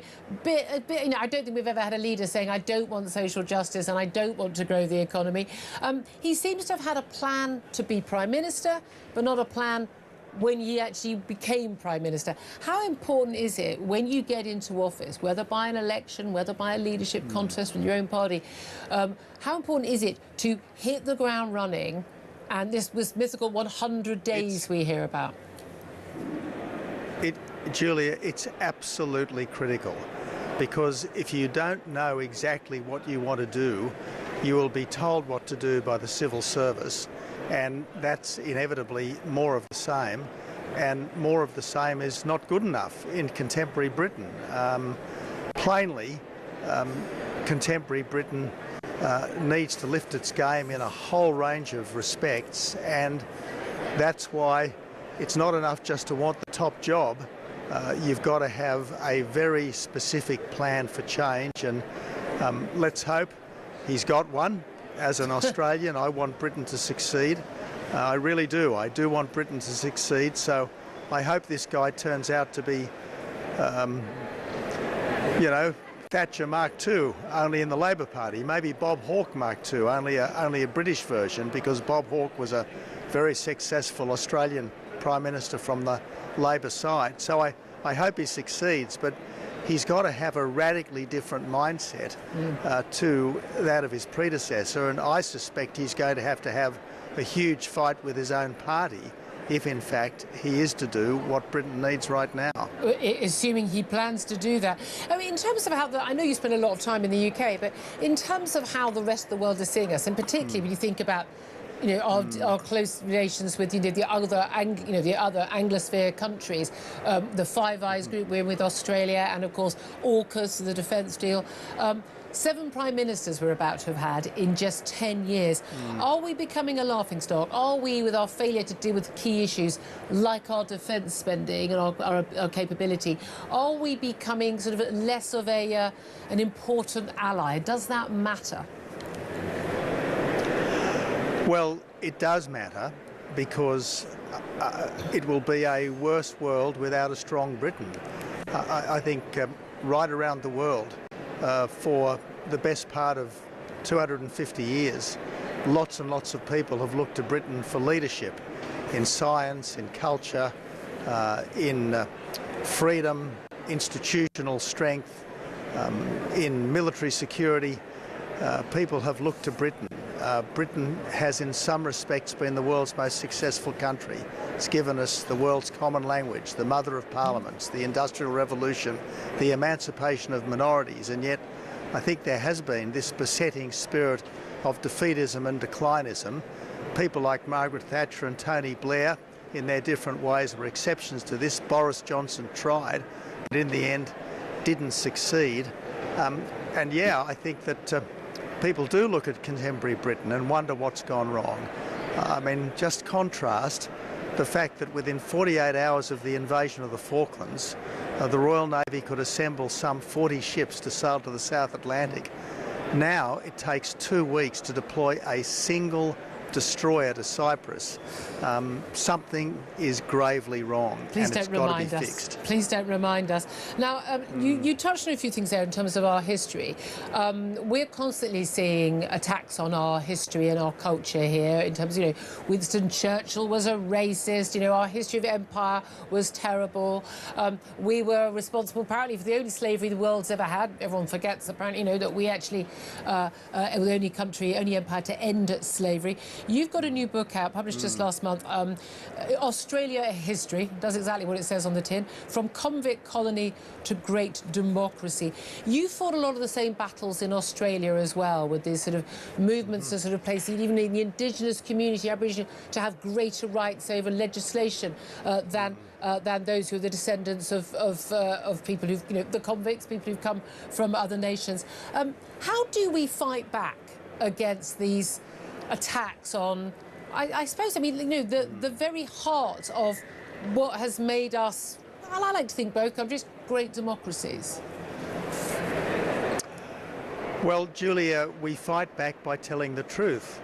And sure, every country has some less than perfect episodes in its past, but on balance, the story of Australia, like the story of Britain, is a great story, a really wonderful story. Within 100 years of our foundation, modern Australia had gone from a bedraggled penal colony to a series of colonies with the world's highest standard of living. We were democratic pioneers. Men had had the vote. All men had the vote in Australia some 60 years before Britain. All women had the vote in Australia some 30 years before Britain. So it's not just a story of, I guess, redemption as the convicts built new lives for themselves in Australia, and then millions of migrants, first from Britain but then from all around the world, built a better life for themselves and their children. I mean, it's a heroic story, and it deserves to be better appreciated than it is. But likewise, the story of Britain. I, many years ago, read Churchill's History of the English-Speaking Peoples, and if anyone wants a riveting, rollicking, uplifting account of the history of the world from an English-speaking perspective, Churchill's 4-volume history He's your man. is an absolute must-read. A bit of light summer reading on a hot must-read. summer's day. Tony Abbott, thank you so much for joining us. Always so good to talk to you. Former Prime Minister of Australia, there, Tony Abbott, live from the ARC Conference, the Alliance for Responsible Citizenship Conference in London. So it's a bit loud, though, but we did want to get a chance to talk to him. In fact, our next guest will also be from the conference. A lot of our favourite people are there today. Benedict Spence, it is interesting to get that perspective, isn't it? About, not just the climate catastrophe stuff. And he's so much sort of on... they're battling so many of the same things in Australia as we are here. They are, and this is something that sort of affected what you would call the entire Anglosphere. Sadly, it's because much of it is downstream of US politics. Yeah. We're kind of beholden to the insanity that often crops up on US university campuses and then ends up in mainstream media and politics and then ends up here as well because we take our cues from them. But, crucially, he's also given us some tips on how to stay cool, including, run under a sprinkler, which, given that the government will inevitably ban your hose pipe in a couple of you days' make a good point. What am I supposed to do with that? That won't work here. Fair point, worth making. Tony Abbott, come back on. 12:49 is the time. We're going to take a quick break. We're going to be talking about that. Is that the solution? Andrew Montfort, Director of Net Zero Watch, be up here next. This is Talk.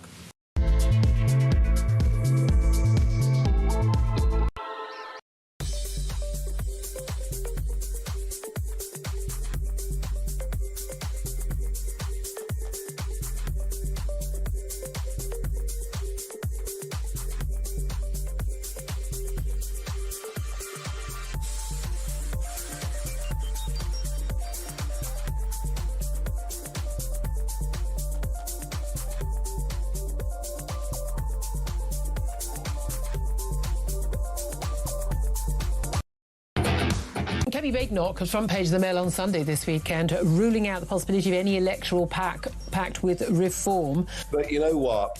It's difficult to do a deal with a party that gave us net zero and wrote it into law.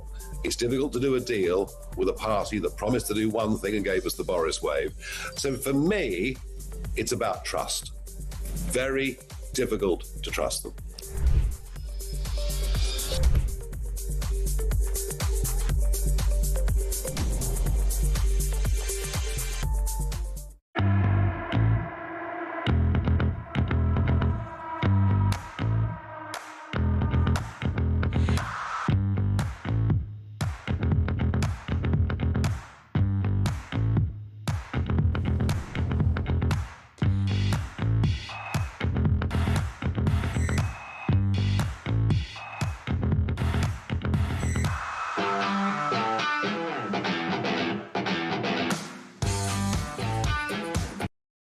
Across the UK, on DAB+, on YouTube, on your mobile, and on your side.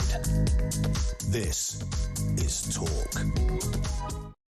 This is Talk, the Home of Common Sense. For me, Julia Hartley-Brewer, 12:51. Just some breaking news for you. Andy Burnham, apparently, looking set to set up a number 10 in the north, moving part of his prime ministerial operation to Manchester in a radical attempt to shift power beyond Westminster. It's a devolution of power if he becomes prime minister next month. I mean, that's just a load of extra travel costs and hotels, isn't it? Benedict Spence. It's just so unserious. It's just vibes politics. Oh, let's move it to Manchester. Let's move the Treasury to Darlington. Why do they do it? Why do they bother with this? Just, so painful. Oh. Anyway, I mean, surely they don't approve of people driving. That's bad. You're not allowed to drive anymore. We've been told today, don't get the railways, because it's hot, because we're all going to die of climate change. Well, let's talk about that with Andrew Montfort. He's Director of Net Zero Watch. He's also live from the ARC Conference. That's the Alliance for Responsible Citizenship in London. Good afternoon to you, Andrew. Good afternoon, Julia. Thank you so much for joining us. Just want to check, are we going to survive this heat wave, or are we all going to die? I would say probably that we will survive. We will get a bit hot and a bit sweaty, but no, we will survive. And those of us with air conditioning will survive in extreme comfort. You know, it's so crazy, isn't it, the way that people react these days? I mean, I can remember 1976, and it was like this for the best part of 6 weeks. It wasn't what quite, we've got today is this hot, to be fair, but it was for longer. It wasn't something to cope with for a few days. Yeah, I mean, and it lasted for a long time. But, you know, I mean, you get hot weather and it's not a crisis. We are very good at adapting to hot weather. I mean, you know, as people in hot countries know, if you get air conditioning, it's just not a problem, really. So, you know, you get air-conditioned buses, air-conditioned trains, air-conditioned houses, and there is no problem anymore. So, yeah, we should just stop panicking about it. But unfortunately, people want us to panic. Well, that's the thing. Is it the great British public that, frankly, have lost, frankly, a lot of their stiff upper lip and backbone in the recent years? And I think that might be a part of that. Or is it we're constantly told, instead of, oh, it's going to be very, very hot, be a bit careful, but, you know, get out in the sunshine if you can, good week to take holiday. No, instead it's all catastrophised. Every bit of weather is catastrophised. And we know, we're being told this is due to climate change, and it wouldn't be this hot if it wasn't climate change. And we're more likely to get spurts of unusually extreme weather because of climate change. But we also know that if it rained non-stop all summer, if there was no rain at all, and if it was cold all summer, that would also be climate change. There is no weather we can have that is not going to be attributed to climate change, is there?